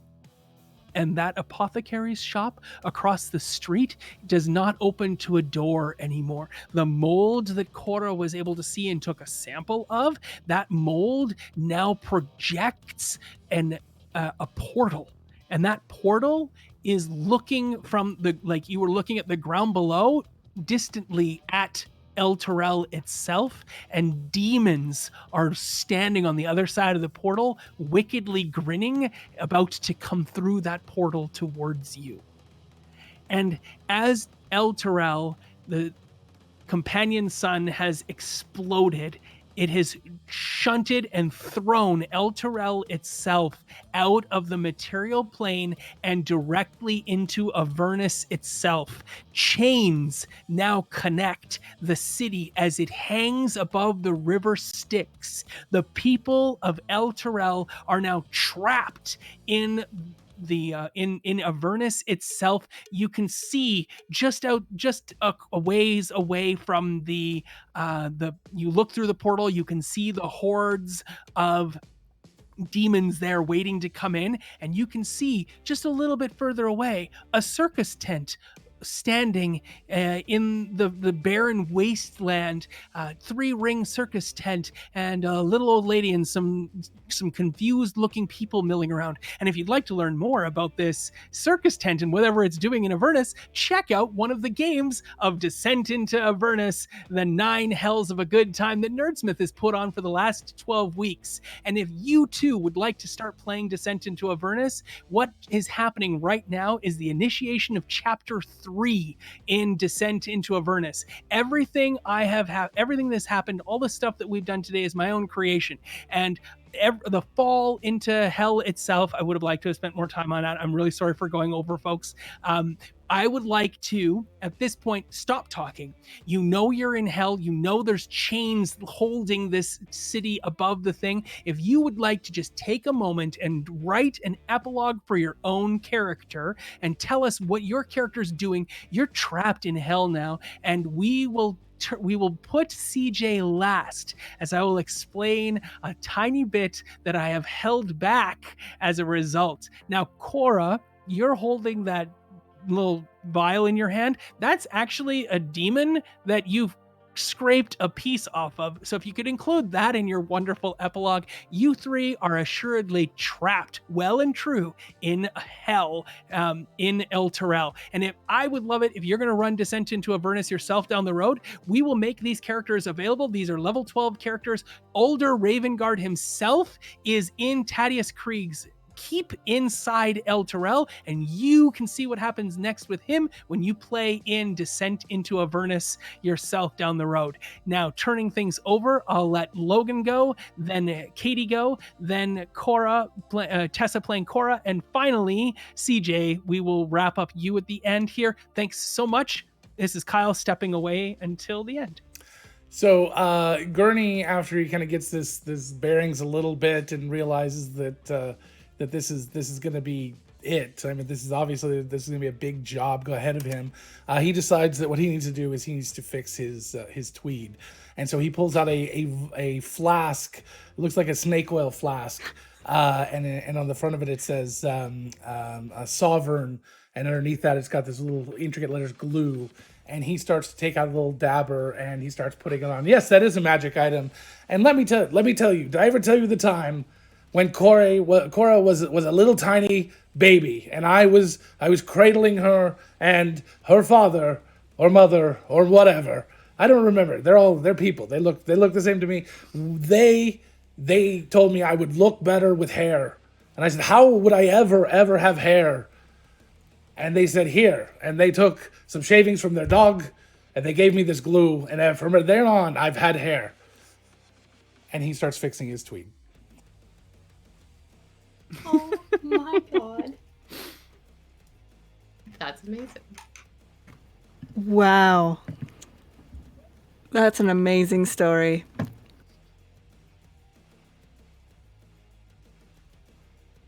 All right, so for Alora, she dusts herself off, and I hate that I was exposed in chat. She just kind of sighs, really, really wearily. Not again, really.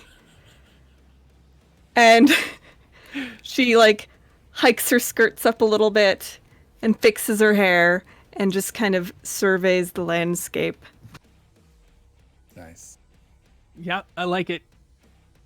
Brushes your iris colored robes. Cool. Cora. Cora examines the little vial and seeing pieces of demon inside, kind of, tucks it back into her pocket, extends a hand and summons her greatsword to her and does a little flourish with it, slings it over one shoulder and looks at Alora and Gurney. Well, let's go to hell. Gurney does look up at the piece you have in there. Ah, he was circumcised.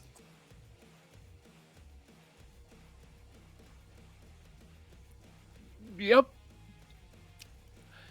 I Okay. would know.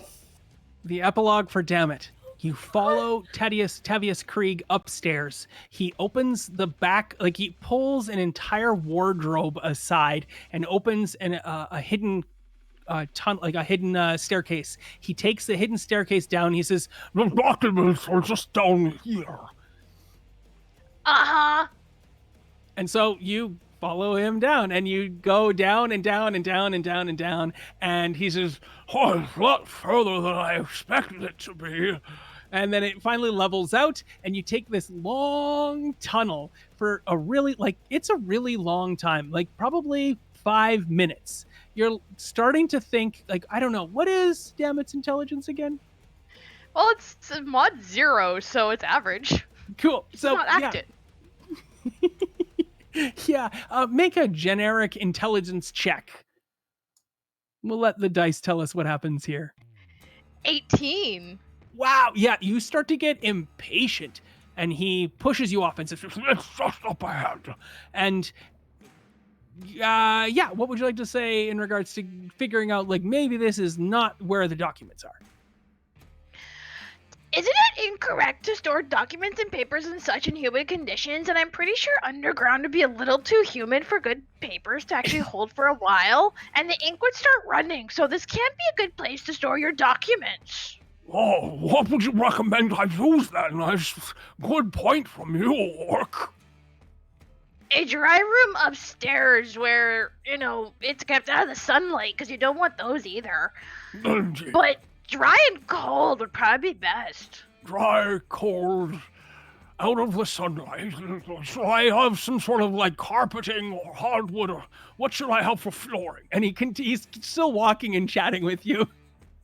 Well, I mean, hardwood's always good for comfortable, but I mean, then your feet get cold sometimes, depending on the weather. Okay, and before you know it, you chatted, and he opens the door, and literally you're out under the sunlight of the companion. And he breathes this heavy sigh of relief. He says, We're almost there. Oh, good. So happy you could come along. Good to know, but didn't we go down into a basement? Yes, that was a long basement. That's a good way of looking at that. Very narrow, long basement. Where are we? Oh, well, over there is El Terrell, and by my accounting... And Kyle looks at his wrist because that's the standard motion. And I'm glad the Apple Watch has come back into such prominence because people will do this now. Because for a while there was like 10 years where no one looked at their wrist anymore because we didn't wear watches. So he checks the time, as it were, by looking at the moons. He says, oh, it should be very close right now. Damn it. Close to what? Well, you see that other sun in the sky there? Yes? Well, it's about to explode. What did you do? Oh, it's nothing I did. It's just the conditions that were locked into play about a decade ago. And that fucker Ulda Raven Guard is going to suffer. Even though it probably doesn't change anything, Damit's going to attempt to run him through with the rapier. He just kind of there's a sigh of gas as you punch through him, and he goes, well, that was ineffective. Oh, look, it's starting. And of course, yes, the sun then kind of mini explodes. And from your vantage point standing out here, there's this huge wash of radioactive light that suddenly takes over the skies, and El Terrell is gone. And there's nothing but a deep Dalaran-sized hole and whatnot in the ground itself. And the whole entire city explodes. And he goes, well, that was that. Accompany me back to Baldur's Gate, perhaps? Suppose I have to because I have to get my friends and Alder. And that is where that begins for Tavius Krieg in Descent into Avernus. He's one of the first to arrive at Baldur's Gate, and so too could be Dammit. So, Dammit, tell me a little bit about the adventure for you, and what is our epilogue for Dammit? The epilogue for Dammit is arriving at Baldur's Gate after all this has occurred and just kind of like fiddling with what they have and trying to find pieces that they have of their friends still to be asking adventurers to help them find people. A war turtle, a Aasimar that's cold looking, and a half-giant sorceress. Furthermore, Dammit is now the highest ranked member of the Flaming Fist because all of the other lieutenants and in fact the High Duke of Baldur's Gate are gone. And so Dammit is thrust suddenly into a massive leadership change for Dammit. Nice. And still just will appear out of the shadows during rooms. So it's like people walk in and Dammit just walks out of the shadows like, hi, I called you here today. You're doing great, sweetie. And that is the end of my adventure. I'm Kyle. You can find me at Tavern Tales DM. Give me a follow. Check out my work at taverntales.ca. I have really enjoyed having everyone in chat helping out with a little bit of suggestions today.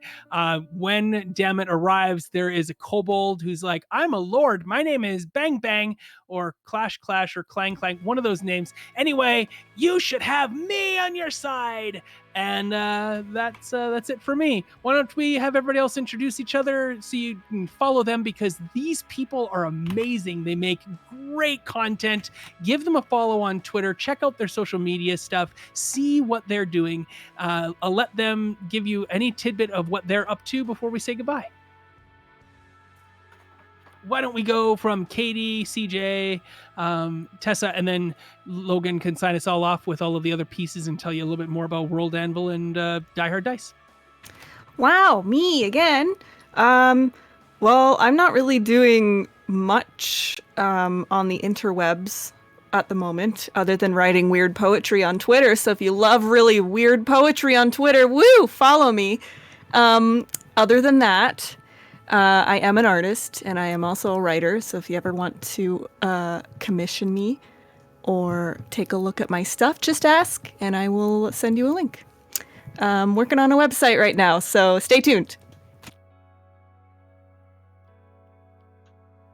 Oh gosh. Okay, I guess I will go. I guess I will go. When I'm not doing absurd, crazy things such as this, you can find me on Twitter. I generally rant about a lot of different things, but primarily community development, community management in various communities that exist in games. I also do 0 to 20 things, and you can spot me doing some things on Nerdsmith in the future. Woohoo! So keep track of that. Yay, I'm gonna start in 2020 with things. And otherwise, you can find me making pretty dice pictures, although it's been on a temp hiatus at Boudoir Dice, as well as spot me at GeekGirlCon if you're going to be there in November. Let me know, and I will say hi and give hugs if you want hugs, or coffee if you want coffee, or tea if you want tea. Excellent. I want coffee. I know, me too.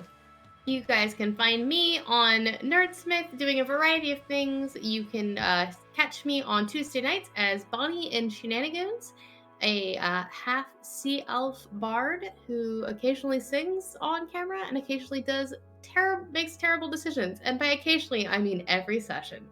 And then also you can catch me on Fridays doing Dead Men Tell No Tales, a Ghost of Saltmarsh story, also on Nerdsmith. And you can catch me on Twitter at Selkie Dreams. And I am Logan, the executive director of Nerdsmith. And I just want to say thank you to all the players. You guys were amazing. And thank you to Kyle. Kyle, it's always a joy to work with you. You can catch me on Twitter at devious_Muppet. And I'm that a lot of places. If I'm not on the Nerdsmith account, I'll be on Devious Muppet in one iteration or another. I want to thank our sponsors, World Anvil, the most robust of world building and campaign management software out there. They just hit 500,000 users. They just broke 2 years in business. We're very, very proud to be working with them. They have supported us through thick and thin since almost day one. And they've just been really, really amazing to us. And then Die Hard Dice came in a little bit later than that. But again, they have been more generous with us than we deserve, to the point where, they basically doubled the amount of giveaways that we normally get just so we could have enough for every single one of these 12 episodes. And the 40, I think it came out to 46 players in the end because we had a couple of duplicates. 12 DMs and 46 players. This was the first attempt at an epic storyline. We told a series of 12 one-shots, and we put Easter eggs in each one, and Kyle brought almost every single one of them here into the ending. So if you've seen them all, you probably caught all that. If you didn't, it probably didn't affect too much, shouldn't have. It's still a good story. And then to bring in a part of the actual book without spoiling anything, it was so good, Kyle. It was just amazing. And thank you so much for everything you do for us. Let's see. I want to thank Will Crossweight. He does the music for a lot of our shows. Specifically, he did the music for this one, the intro song there, along with the video that Angela did to that music. And the two of them together are just a non-stop team. They're just amazing. So I want to thank both of them. You can find Will Crossweight at Crossweight Music on Twitter, and Angela is at darling_gypsum on Twitter. So this was the last of the 9 Hells of a Good Time one-shots. There was the DM. It was basically a celebration of the Descent into Avernus series books, and that's it. I don't really have much else. So thank you everyone for being here. Thank you for supporting us. We have a Patreon now. You can go to patreon.com/nerdsmith if you want to support us that way. The amount of bits and things that we're getting right now, I just thank you guys so very, very much for that. It's enter the contest too. Oh, enter the contest. We got to do the contest. I forgot all about it. So if you haven't entered already, make sure that you do that. And I'm going to go ahead and pull that here in just a second. So yeah, thank you guys again very, very much. You can find a bunch of amazing shows over on Nerdsmith, nerdsmith.org. And of course, if you don't already know who Kyle Gold is, I don't know how you wouldn't, but go and follow all of his stuff at taverntales.ca, I believe, right? That's right. Yes. Now, I would be remiss if I didn't ask everyone here to check out Fangirls. The final episode of the whole entire audio drama comes out this Yay. Thursday. It's only 8 episodes long. It started in April. Please check out Fangirls. We are so proud. It's been a lot of blood, sweat, and tears and money that we've put into this creation. Written and directed by my wife, produced by myself. Original music by Christy Crew Marshall, audio engineering from Christina Menente. The whole crew is basically women. I'm just one guy asking them when they need to get things in and if that would be okay. And that's really all I've done. And we have been nominated like 5 different times for the Audioverse Awards. So take some time to get out there and vote.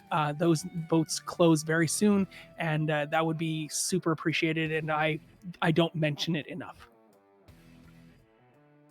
Ooh, and Justa Carl has won! Yes. The Congratulations, Dice Justa Carl. Rolling Challenge! He has typed in hashtag Avernus and has, as a result, been won for some dice. Yes, and that is the brand new Brimstone details. set of dice from Die Hard Dice. Heather or maybe Tessa will be reaching out to you, Justa Carl, to get your address so we can send them to you. Normally, Die Hard Dice sends them directly, but this time, because they were so new, they just sent them to us directly so we can send them out.